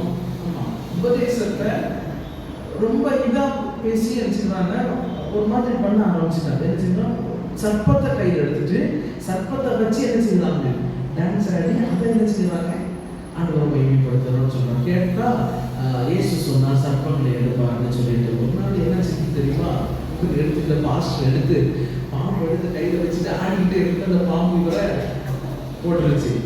கொஞ்ச நேரத்தில் இவர் போய் செஞ்சுட்டாரு. அதுக்கப்புறம் என்ன ஆச்சுன்னா, இவருடைய மகன் வந்தாரு. இவருடைய மகனை வந்து இதையே நான் பின்பற்றுவேன் சொல்லி பாம்பை எடுத்து என்ன செஞ்சாரு, அவனு கையில் வச்சு அவனை தோங்கிட்டான். அவனை ஆடுனா அவனையும் போட்டுருச்சு. சரிங்களா? அவனை செத்து போனான். அதோட அவன் முடிச்சதுன்னு நினைக்கிறான். அடுத்து விகற்பமான உபதேசங்கள், இது மிகைப்படுத்தின உபதேசம். அடுத்து பிசாசின் உபதேசம், மிகைப்படுத்தி பேசுகிற உபதேசம். இரண்டாவது விகற்பமான ஒரு உபதேசம். இன்னைக்கு என்னன்னா, இன்னைக்கு விகற்பமான உபதேசம் எதுல தெரியுமா? அபிஷேகத்துல இன்னைக்கு விகற்பமான உபதேசங்கள் என்ன செய்துட்டு இருக்குது, பரவிக்கிட்டு இருக்குது. சரியா? அபிஷேகத்தை குறித்து நம்ம இன்னைக்கு தயவு செஞ்சு திரும்ப சொல்ல நினைச்சேன். அபிஷேகத்தை குறித்து எந்த யூடியூப்லையும் எடுத்து என்ன செய்யாதீங்க. தயவு செஞ்சு சொல்றேன், ஈஸியா உங்க வஞ்சிக்கணும். அதுதானே? அபிஷேகத்தை பற்றி யூடியூப்ல மட்டும் போய் என்ன செஞ்சிடாதீங்க, பார்த்துறாங்க. எங்கேயுமே டெஃபினிஷனும் என்ன செய்யாதீங்க, பார்க்காதீங்க. எந்த மனுஷனுடைய எண்ணத்துக்கும் உட்பட்டதல்ல அபிஷேகம். சரியா?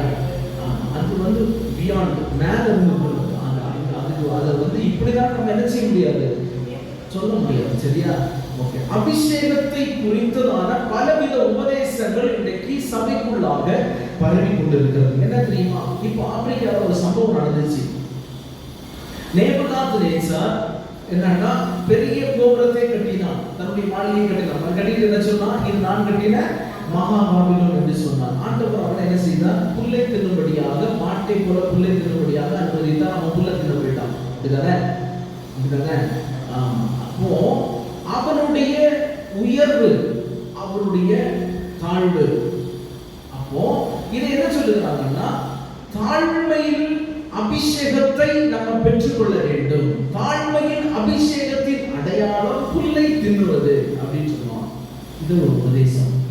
எல்லாரும் சபை முடிகிற நேரத்துல வெளியே வந்து சர்ச்சு கிரவுண்ட்ல புல்லு இருக்குமோ, எல்லாம் கமந்து வந்து கடிச்சு சாப்பிடுறாங்க. நான் சொல்றேன், உங்களுக்கு நான் வீடியோ பார்த்ததுனால என்ன செய்கிறேன் சொல்ல, கமந்து கிடந்து எல்லாம் புல்ல கடிச்சு கடிச்சு திங்குது.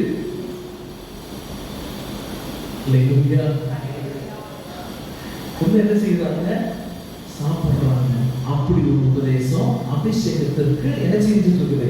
பரவிட்டு இருக்கு. சரியா? அதுதான் தாழ்மையின் அபிஷேகம். அப்பா, இனி என்னென்னலாம் சொல்லுவாங்கன்னு தெரியல. சரியா? இதையும் ஜனங்கள் பின்பற்றி ஒரு கூட்ட ஜனம் போய் என்ன செஞ்சுட்டு இருக்காங்க? அந்த புல்லை என்ன செஞ்சுட்டு இருக்காங்க? சாப்பிடுறாங்க. சரியா? இது சென்னையில் நடந்துச்சுன்னு நினைக்கிறேன். சென்னையிலையும் கேரளாவிலையும் நிறைய இடத்துல இது நடக்குது. நான் பார்த்துருக்கேன். கேரளா நடக்கிறத நான் பார்த்துருக்கேன். சரியா? சென்னையில் நடந்தது கேள்விப்பட்டிருக்கிறேன். சரியா? ஆராதனையின் வேளையில வாலண்டியர்ஸ் ஒரு 5-6 பேர் இருப்பாங்க. அவர்கள் ஒரு பக்கெட்டை எடுத்துட்டு ஜனங்களுக்குள்ள என்ன செஞ்சுட்டு இருப்பாங்க?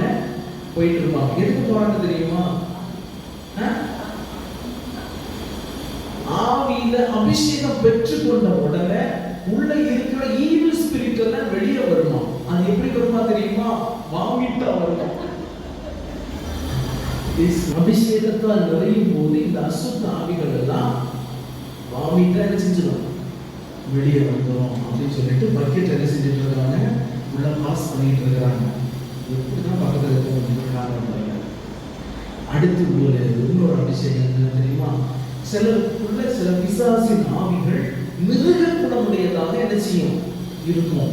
அந்த மிருக குணமுடைய பிசாசு எல்லாம் வெளியே வர்றதுக்கு அவர்கள் ஆராதனை வேளையில என்ன செய்வாங்க? மிருகத்தை போல சத்தம் விடுவார்களாம், கொலைப்பாங்களாம். சிங்கம்னா சிங்கத்தை மாதிரி உருமுவார்களாம். சிறுத்தைனா அதுக்கேற்ற மாதிரி சத்தத்தை என்ன செய்வாங்க? அப்படி சத்தம் போடுமோ இந்த அசுத்த வல்லமைனா என்ன செஞ்சிடும்?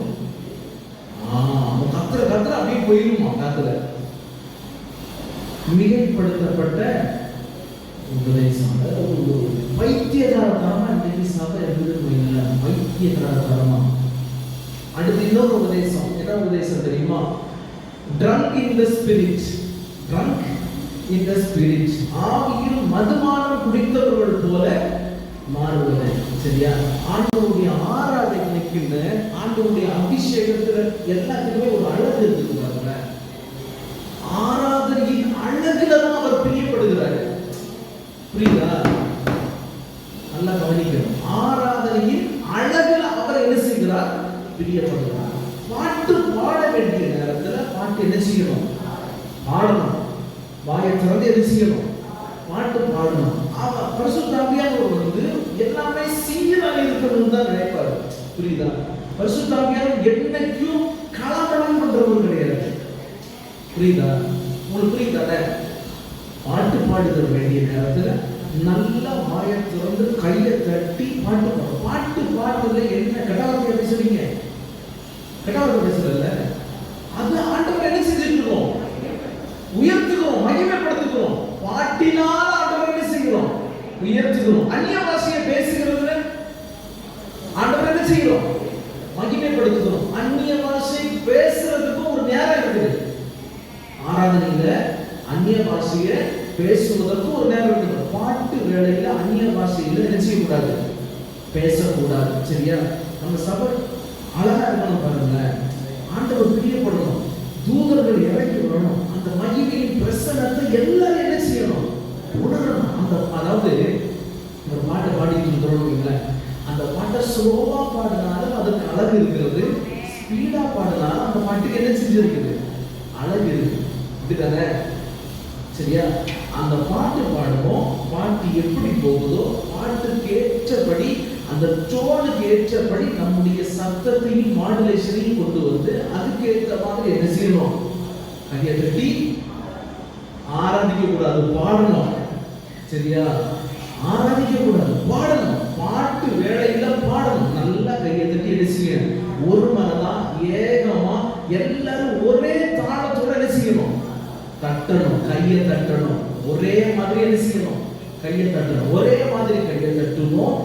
அந்த அழகு இருக்குது பாருங்களேன். மனுஷனே இவ்வளவு ரசிக்கிறான்னா ஆண்டவர் எந்த அளவுக்கு ரசிப்பார் நம்ம ஆராதனைய?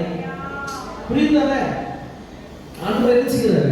நல்லா ரசிப்பாரு. ஆண்டவர் உட்கார்ந்து ஆண்டவர் நம்முடைய ஆராதனையை ரசிக்கணும் பாருங்களேன்.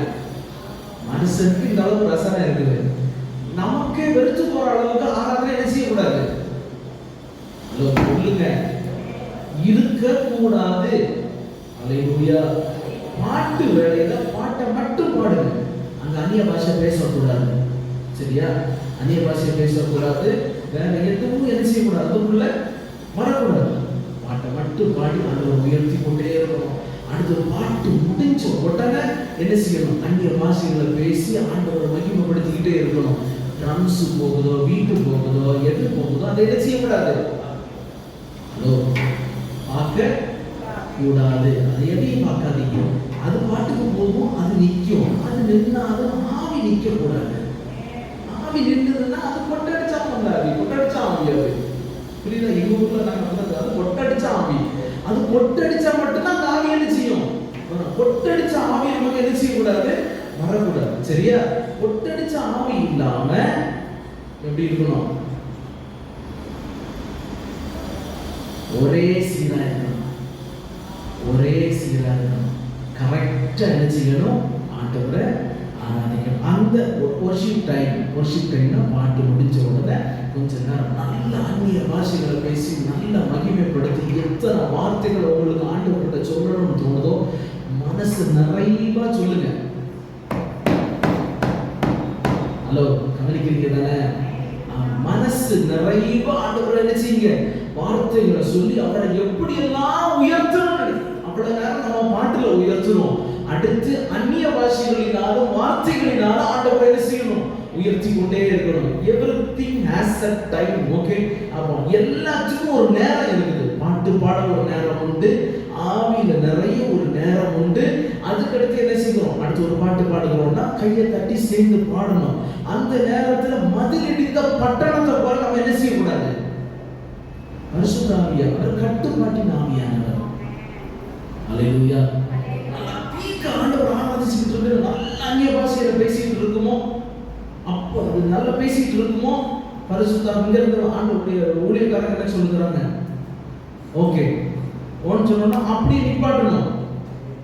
சரியா? எங்களுக்கு ஆவியின் அபிஷேகத்தை பெறுமோ அந்த ஊழியக்காரர் எங்களுக்கும் எங்கள் அப்பாவும் அதெல்லாம் என்ன செஞ்சுருக்குறாங்க? சொல்லி தந்துருக்குறாங்க. அதுதான் நான் என்ன செய்யறேன்? உங்களுக்கு சொல்லி தருவேன். நம்முடைய பரிசுத்த ஆவியானவர் கட்டுப்பாட்டின் ஆவியானவர். சரியா? நம்மளை கண்ட்ரோலா தான் நடத்துவார். யாரையும் டிஸ்டர்ப் பண்ண மாட்டாரு. அல்லேலூயா.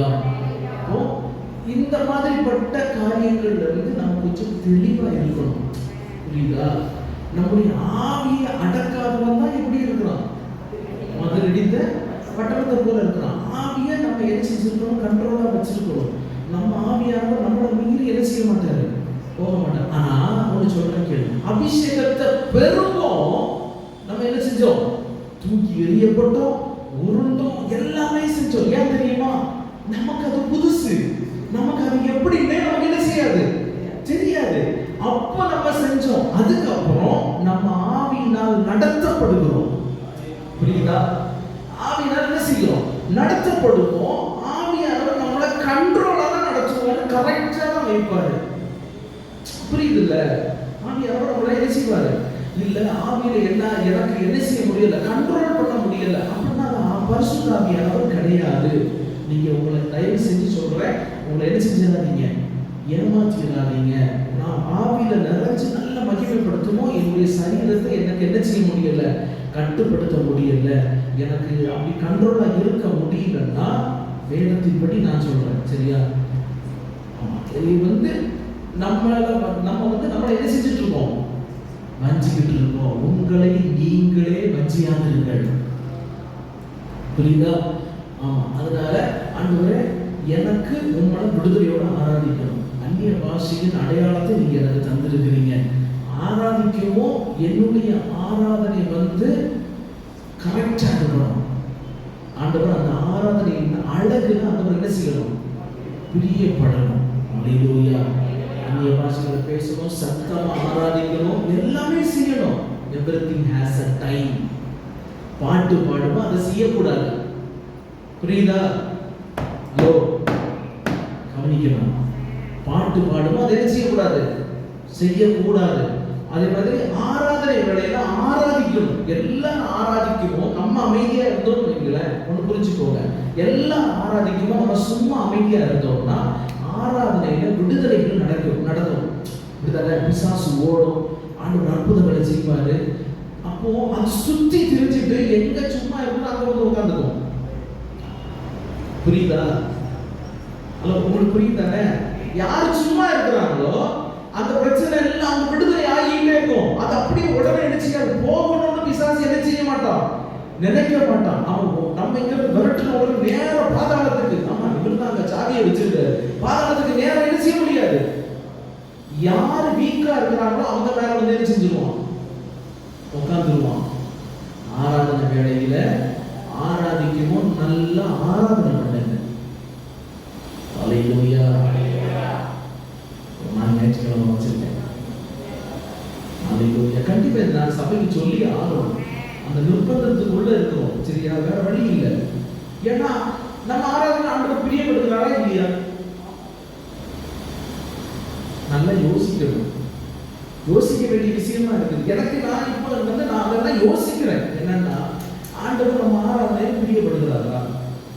ஆராதனைனா ஒரு மனதோட ஆண்டவர் ஆராதிக்கிறது. எல்லாரும் ஏக சிந்தையோட ஆண்டவர் ஆராதிக்கணும். பாட்டு பாடுவோம், ஏக சிந்தையோட பாட்டு பாடணும். பாட்டு பாடி முடிச்ச உடனே அந்நிய பாஷைகளை பேசுகிறோம்னா ஏக சிந்தையோட அந்நிய பாஷைகளை பேசி அவருடைய நாமத்தை என்ன செய்யணும், மகிமைப்படுத்தணும். அங்க ஒரு ஆள் இங்க ஒரு ஆள் என்ன செய்ய முடியாது, ஓட முடியாது. எல்லாம் வரிசையில் போகணும். வரிசையில போனால்தான் அந்த அழகுதான் ஆண்டவர் பிரியப்படுவார். அல்லேலூயா. ஒழுங்கும் கிரமமாய் என்ன செய்யணும், இருக்கணும், ஆண்டவர் விரும்புவார். அல்லேலூயா. அதே மாதிரி ஒரு ஸ்லோ பாட்டு பாடுறோம் வைங்களேன். ஏன்னா அர்த்தம் பாருங்க. அதனால சொல்றேன், சரியா? ஸ்லோ பாட்டு பாடுறோம்னா அந்த பாட்டை அவருடைய அன்பை ருசித்து, அவர் நம்மளை நடத்துகிற வழிகளை ருசித்து, அவருடைய கிருபையை ருசித்து, அவருடைய மகிமையை ருசித்து என்ன செய்யணும், பாடணும். பாடணும், வாயை திறந்து பாடணும். பாட்டு முடிஞ்சு வருகிற நேரம் உங்களுக்கு என்ன செய்யும் தெரியும். ஆப்பா ஸ்தோத்திரம் பண்ண தொடங்குங்க, ஆண்டவரை மகிமைப்படுத்த தொடங்குங்க. ஒரு தெய்வீக பிரசன்னம் உங்களை நிரப்பும். நீங்க அனுபவிச்சு பாருங்களேன். இன்னைக்கு நாளையிலிருந்து நான் ஆராதனை நடத்தணும், நாளையிலிருந்து நான் பார்க்க போறேன். ஏன்னா நம்ம மாறணும் பாருங்க. உபவாச ஜெபம் மாறணும், சீர்படணும், ஸ்திரப்படணும், நல்ல ஆண்டவருக்குள்ள சீரா இருக்கணும், அழகா இருக்கணும். அவருடைய பரிசுத்தம், ஆண்டவர் பரிசுத்தம் பார்த்தாங்கன்னா எல்லாத்தையும் என்ன செய்வாரு, பாப்பாரு. அப்படிதானே? எல்லாத்தையும் பார்த்து எல்லாம் கரெக்டா இருக்கணும்னு என்ன செய்வாரு, நினைப்பாரு. அழகா இருக்கணும், ஒழுக்கமா இருக்கணும், சீரா இருக்கணும். எல்லா ஒரே தூதர்கள் ஆண்டவர் ஆராதிக்கிறாங்க. எப்படி ஆராதிக்கிறாங்க? கலாம்லாம் ஆராதிச்சாங்க, ஒத்துப்பாரா?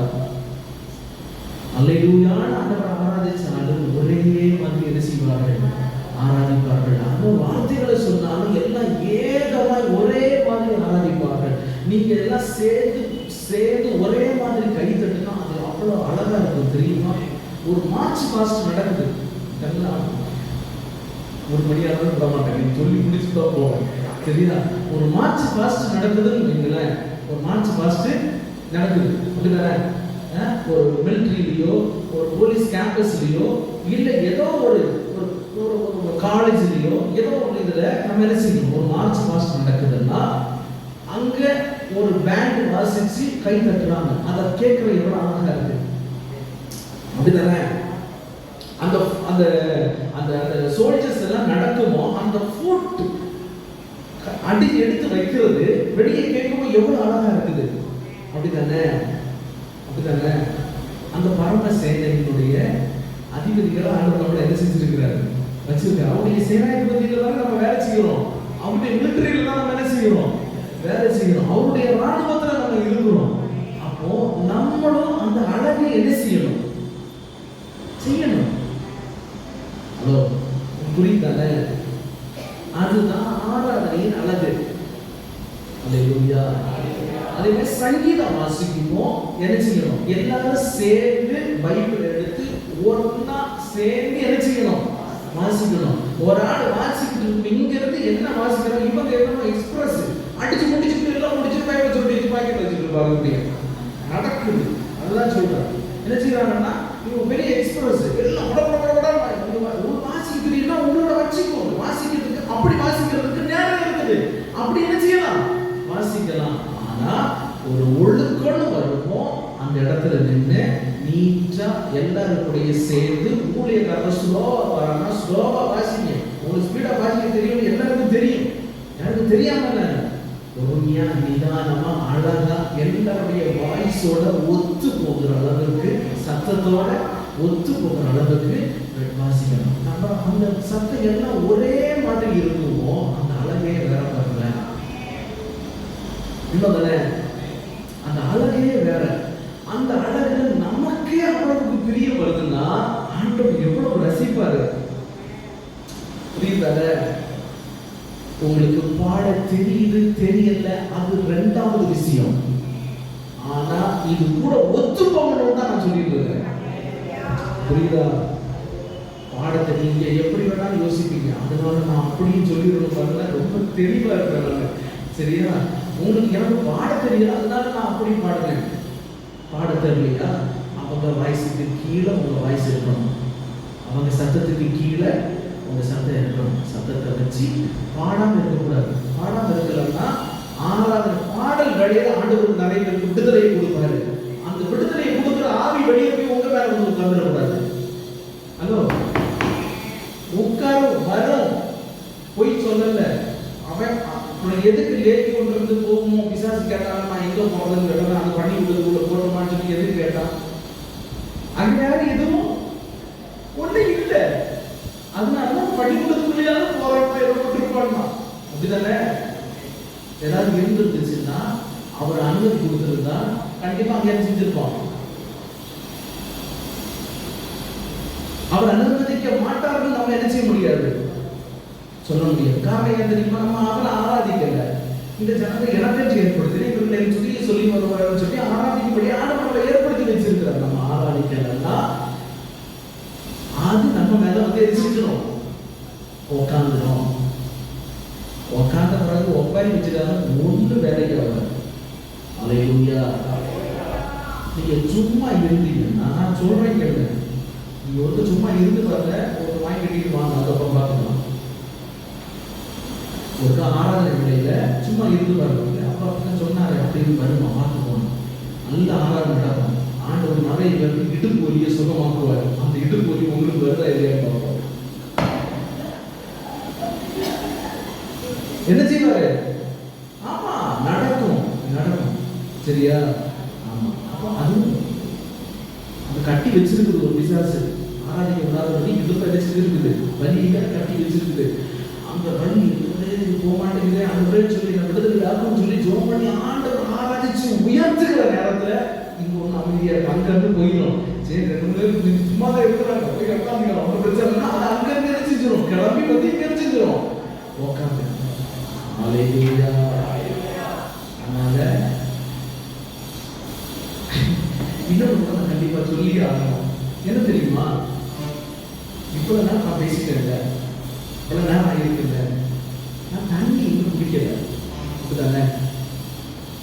ஆனா நம்மள நிறைய பேர் பேழைக்குள் இருக்கிற காகத்தை போலவும் பேழைக்குள் இருக்கிற புறாவை போலவும் போக்குவரவுமாய் இருக்கிறார்கள்.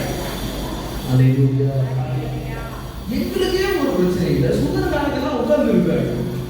உங்களுக்கு எல்லா பிரச்சனையும் தெரியாது, போயிட்டு வந்துட்டு கடவுளே, ஏன் கொஞ்ச நேரம் தண்ணி குடிக்காம இருந்தாலும் செத்தா போயிடுவேன். இல்லை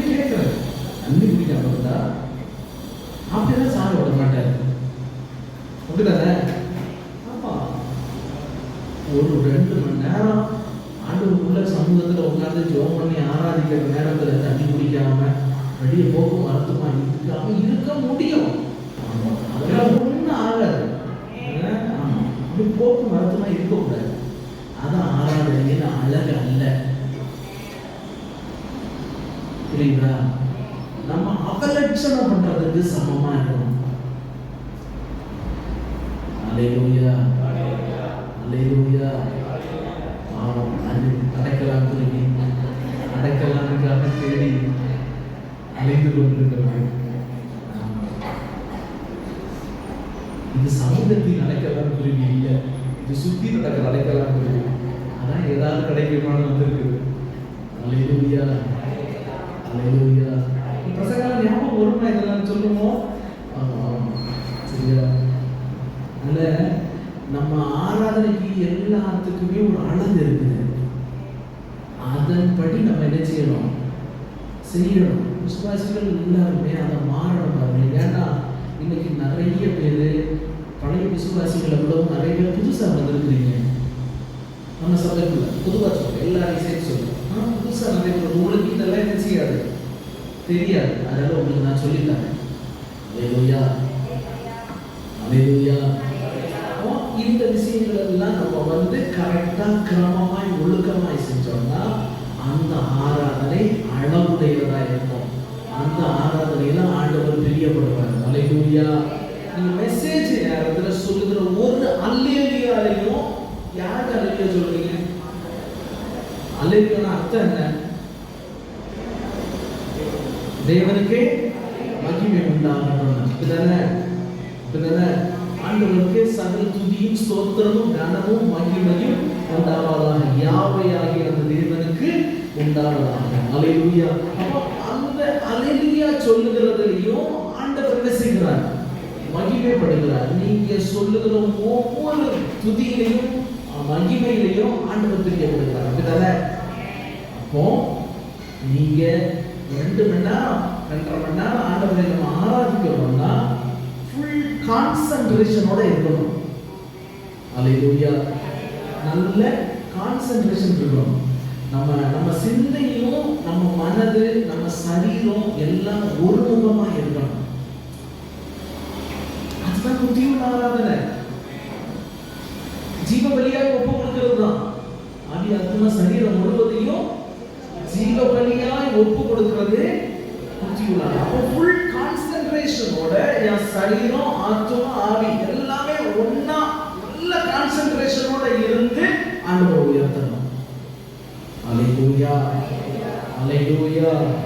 அப்போ இனிமே இந்த மாதிரிப்பட்ட ஸ்பிரிட் எல்லாம் நமக்கு என்ன செய்யக்கூடாது, இருக்கக்கூடாது. Drunken spirit. அப்போ குடிகாரனை போல இதெல்லாம் அவர் மற்றதையும் ஒரு ரெஃபரன்ஸை பார்த்து எடுக்கிறது.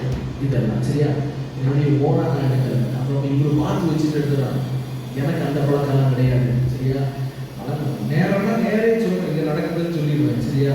எல்லாமே இதை வேதாந்தத்துலேருந்து இதை செஞ்சுருக்கிறேன், புக்கில் இருக்கிறேன். இங்கே இருந்துச்சுன்னா வந்துருக்கோம், அவ்வளோதான். சரியா? ஓகே. அப்போ அந்த மாதிரிப்பட்ட அபிஷேகம் ஆண்டவர் நமக்கு என்ன செய்யல, தரல. அப்போ அபிஷேகத்தை இப்படிப்பட்ட வார்த்தைகளினால் என்ன செய்யக்கூடாது, மிகைப்படுத்த முடியாது. அப்போ ஆண்டவருடைய அபிஷேகத்தை பெற்ற நேரத்தில் நம்ம அப்படியெல்லாம் ஆண்டவர் ஆராதிச்சிருக்கலாம். இப்போ ஆண்டவர் நம்மை கரெக்டா வச்சிருக்கிறார், நடத்தி இருக்கிறார். நம்முடைய ஆவியை கண்ட்ரோல் பண்ண நம்மளால முடியும். சரியா? ஆண்டவர் ஆவியை நம்மளால என்ன செய்ய முடியும், கண்ட்ரோல் பண்ண முடியும். கண்ட்ரோல் பண்ண முடியாம கிடையாது. கண்ட்ரோல் பண்ண முடியலன்னா நீ அன்னைக்குதான் ஆவியின் அபிஷேகத்தை பெற்றிருக்கிறீங்கன்னு அர்த்தம். அல்லேலூயா. வச்சிருக்கிறீங்க. ஆனால் அதுவும் நாளடைவில் 1 வாரம் 2 வாரத்துக்குள்ள அந்த ஆவியானுடைய அந்த கண்ட்ரோல் வந்து நமக்கு என்ன செய்யும், கிடைக்கும். அந்த கண்ட்ரோலுக்குள்ள அவர் என்ன செய்வாரு, நடத்துவார். அல்லேலூயா. ஓகே. அடுத்து இன்னொரு அபிஷேகம், சிரிப்பின் அபிஷேகம். தொட்ட உடனே என்ன செய்வார்கள், சிரிப்பார்கள். இங்க இருந்து ஊழியக்கார் கக்க சிரிப்பாரு. அங்க இருந்து விசுவாசிகள் ஒன்றொன்னா என்ன செய்வாங்க, இவருடைய சிரிப்பை பார்த்து என்ன செய்வார்கள். இது ஒரு அபிஷேகம். இன்னைக்கு பேசிட்டு இருக்கிறாங்க, ஒரு உபதேசம் போயிட்டு இருக்கு. சரியா? அதுதான் மகிழ்ச்சியின் எண்ணெய். ஓகேவா? அதான் சிரிப்பின் உபதேசம் தான். சிரிப்பு சிரிச்சு அந்த மையப்படுத்துறது தான் மகிழ்ச்சியின் எண்ணெய். ஓகேவா? ஓகே. அடுத்து ஆவியில விழுகிறது. ஒரு சிலர்லாம் வந்து தொட்ட உடனே விழுந்துருவாங்க. இது பாருங்க நிறைய நடக்குது.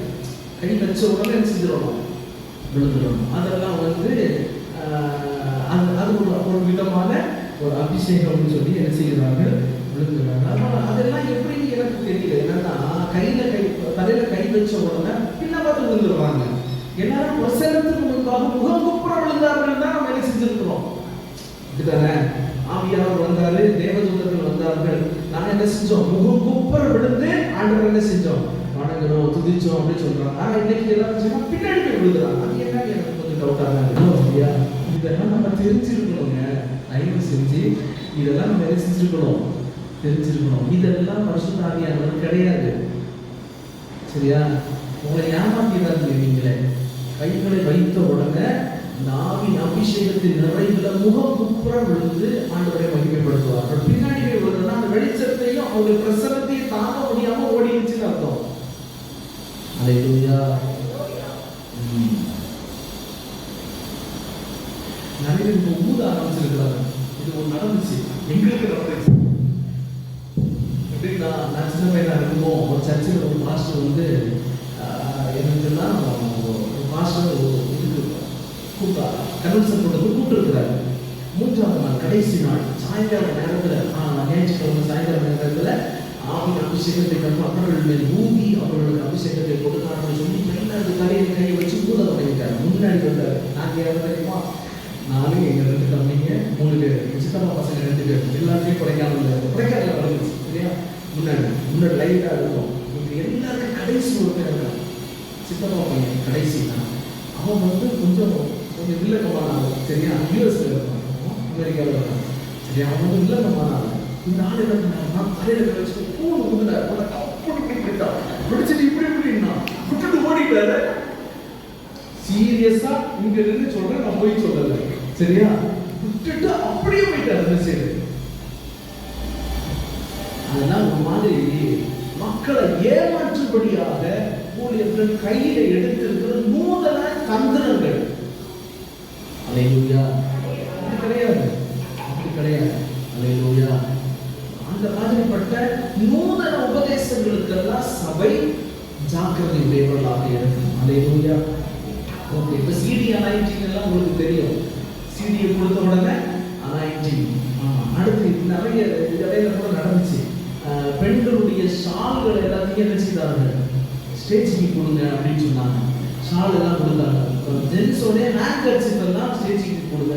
எல்லாத்தையும் சேர்த்து குமிச்சு போட்டு ஜெபித்தார்கள். ஜெபித்து அதை தூக்கி போட்ட உடனே அதுக்குன்னு ஒரு 20-30 வாலண்டியர்ஸ் இருக்கிறாங்க. அவங்களே கூட்டிட்டு வருவாங்க. எப்படி தெரியுமா, இப்படின்னதும் இந்த சைடுல இருக்கிறவங்க எல்லாம் இப்படி சாஞ்சி விடுவான்.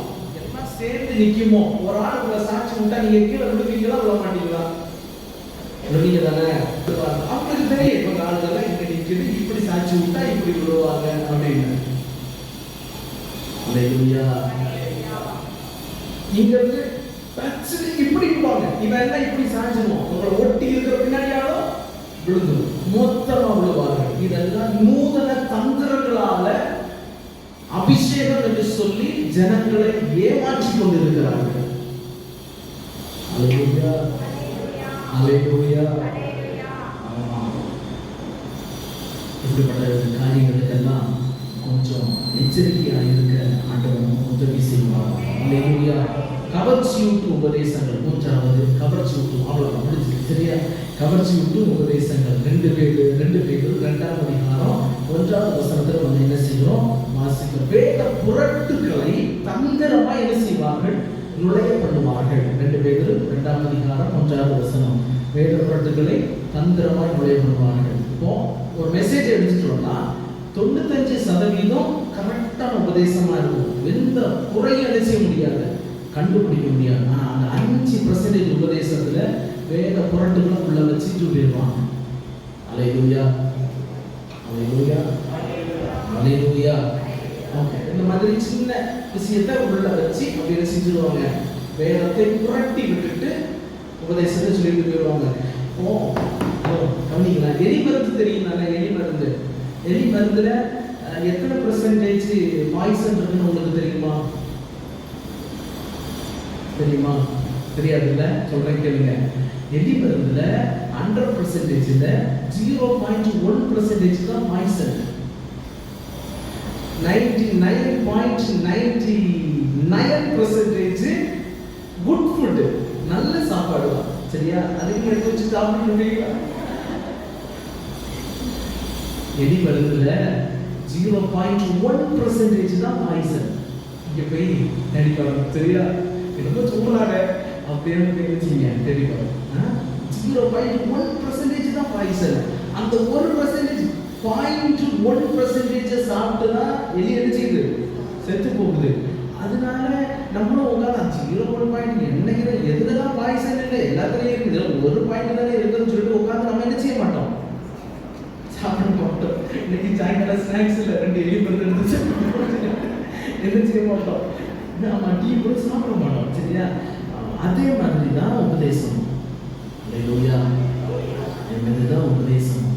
உபதேசத்திலையும் நம்ம என்ன செய்யணும், வேத புரட்டுகள் உள்ள இருக்குதான்னு நம்ம ரொம்ப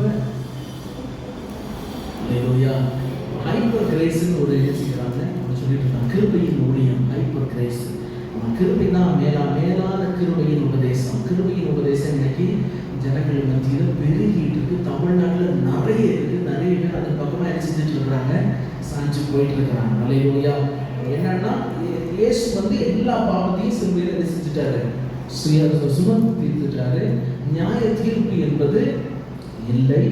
எல்லாமே நமக்கு இனிமே என்னதான், ஆசீர்வாதமாக தான் இருக்கும். ஆசீர்வாதமாக தான் இருக்கும். மன திரும்புதலும் பாவ மன்னிப்பும் தேவையில்லை, உபவாசமும் தேவையில்லை. நம்ம கிருபையை வழங்குறோம், கிருபையினால் நடத்த வருகிறோம் என்று கிருபையில இந்த உபதேசங்கள் எல்லாத்தையும் என்ன செஞ்சிருக்கிறாங்க, வைத்திருக்கிறார்கள். இது எல்லாத்தையும் சொல்லிட்டு கடைசி நீங்கள் ஷாக் ஆகிருக்கீங்க. என்ன தெரியுமா, ஃபாதர் காட் மதர் கிரேஸ்ன்னு வச்சிருக்காங்க. Father God mother grace. எப்படி ஒரு மாதிரிப்பட்ட விசுவாசிகள்லாம் நம்பிடுவாங்க. இப்படிதானே சீரியஸா நம்பக்கூடிய அளவிற்கு நூதனமாக கிருபையை, மேலான கிருபையை உள்ள புகுத்தி கொண்டிருக்கிறார்கள். ஜாக்கிரதையுடையவர்களாக இருக்கும். அல்லேலூயா, அல்லேலூயா, அல்லேலூயா. இது எப்படி வெளியே வர்றது, எப்பயாவது ஒரு தடவை நம்ம என்ன செஞ்சுக்கலாம். சரியா? வேத வசனங்களை நன்றாக ஆராய்ந்து படிக்கணும். சரியா? வேத வசனத்தை ஆராய்ந்து படிக்கணும். வேத வசனத்துல உருவாக்கப்பட்டவர்களாக இருக்கணும். எல்லாவற்றையும் சோதித்து பார்த்து நலமானதை படித்துக் கொள்ளுங்கள். அல்லேலூயா. யாரையும் தோற்றத்தை வைத்தும் ஆளை வச்சு இடம் போடாதீங்க. பேச்சை வச்சும் ஆளை வச்சும் தோற்றத்தை வச்சு என்ன செய்யாதீங்க, இடம் போடாதீங்க. அதான் எப்பவுமே சொல்லல, எந்த மனுஷனையும் என்ன செய்யாதீங்க, நம்பாதீங்க. எந்த வாய்ஸ் மாடுலேஷனையும் நம்பாதீங்க. சவுண்டு மாடுலேஷனையும் என்ன செய்யாதீங்க, நம்பாதீங்க. மாடுலேஷன் வேணும்னா சொல்லுங்க, நாங்களே உங்களுக்கு பேசுவோம். சரியா? எல்லாம் தெரியும். அதெல்லாம் நமக்கு எதுக்கு அதெல்லாம் நமக்கு இந்த மாயமான வேலையெல்லாம் நமக்கு வேண்டாம்னு என்ன செஞ்சுட்டு இருக்கோம். ஒரு வாய்ஸ் மாடுலேஷன் வேணுமா, ஒரு 10 நிமிஷம் பேசுகிறேன், கேட்குறீங்களா? தாங்க மாட்டீங்க. ஆமாம், அப்படியால நான் ஆரம்பிச்சேன்னா அவ்வளோதான், தெரிச்சு ஓடிடுவீங்க எல்லாரும். அந்த அளவுக்கு வாய்ஸ் மாடுலேஷனில் எனக்கும் பேச தெரியும். பேசுகிறேன், பேசணும்னா பேசலாம். சரியா? அதுதான் வந்து சும்மா நான் இப்படிதான் உங்கள்கிட்ட எப்படி பேசுவேன், இப்படிதான் பேசுவேன். சரியா? நம்ம வந்து அதான் உபதேசத்தை பிரசங்கிக்கிறது உங்களுக்கு புரிகிற மாதிரி என்ன செய்யணும், உங்கள்கிட்ட வந்து சேர்க்கணும். இல்லையா? அதுக்கெல்லாம் நம்ம இந்த மாதிரிப்பட்ட காரியங்களுக்கெல்லாம் நம்ம என்ன செய்யக்கூடாது, செவியை சாய்ச்சி என்ன செய்யக்கூடாது, போகக்கூடாது. உபதேசத்துல தெளிவாக இருக்கும். நான் சொன்ன இந்த வார்த்தைகளே கடைசி நாளில் உங்களை, இயேசு கிறிஸ்து சொன்னாரு, நான் சொன்ன இந்த நியாயப்பிரமாண வசனங்களே உங்களை என்ன செய்யும், கடைசி நாளில் நியாயம் செய்யணும். இவ்வளோ நாள் நான் பிரசங்கம் பண்ணிட்டேன், எல்லாத்தையும் மனசில் வச்சுக்கோங்க. இதுதான் உங்களை கடைசி நாளில் நியாயம் செய்யணும். அல்லேலூயா, அல்லேலூயா, அல்லேலூயா. பூலோகத்தில் நீங்கள் எவைகளை கட்டுகிறீர்களோ பரலோகத்தில் நம்ம கட்டப்பட்டிருக்கோம். எப்படி கட்டுகிறோம் உள்ளதை நம்ம மனசில் யோசித்து பார்க்கணும். நல்ல முறையாக கட்ட ஆண்டவர் துணை செய்வாங்க. பரலோகத்தில் கட்டப்படணும். இந்த வசனம் நம்மை நியாயம் தீர்க்கும் போது அதற்கு முன்பதாக தலை குனிந்து நிற்கிற அளவுக்கு நம்ம என்ன செய்யக்கூடாது, இருக்கக்கூடாது. நியாய தீர்ப்பு எல்லாருக்கும் உண்டு. நம்ம எல்லாரையும் நியாயம் தீர்ப்பான். நன்மையானாலும் தீமையானாலும் நியாயம் தீர்ப்பான். நன்மையை நியாயம் தீர்ப்பார். எப்படி தெரியுமா நியாயம் தீர்ப்பார்? இப்படிப்பட்ட காரியங்களை இவன் செய்தான், இதற்காக இந்த பிரதிபலனை அவன் மகிமைக்குள்ளாக பிரவேசிக்க போகிறான். தலை நிமிர்ந்து நிற்கலாம். அப்படிதானே? நியாயத்திற்கு நல்ல தலை நிமிர்ந்து, இப்படிப்பட்ட ஒரு பாவம் செய்ததினால, இந்த வார்த்தைக்கு இவன் செவி கொடுக்காததினால இவன் நரகத்திற்கு நேராக தள்ளப்படுகிறான். தலை குறிச்சுதான் நிற்கணும். அல்லேலூயா. சொன்ன இந்த வார்த்தைகளே நம்மை நியாயம் தீர்க்கும். இங்க வந்தவர்களுக்கும் நம்முடைய சபைக்கு உண்டான வார்த்தை, வந்தவர்களுக்கும் வராதவர்களையும் நியாயம் தீர்க்கும். சபைக்கு பேசப்பட்டது. கேட்ட நீங்க பாக்கியவான்கள், கேட்காதவங்களையும் ஆண்டவர் இந்த வசனத்தின் மூலமா நியாயம் தீர்ப்பாரு. அன்னைக்கு இந்த வார்த்தை பேசப்பட்டது, நீ ஏன் போகல, நீ கேட்கல, உனக்கு வேண்டிய வார்த்தை உனக்கு உண்டானது என்ன செஞ்சது, வந்துருச்சு, நீ தான் அசட்டை பண்ணிட்டேன்னு சொல்லிட்டு ஆண்டவர் என்ன செய்வார், நியாயம் தீர்ப்பாரு.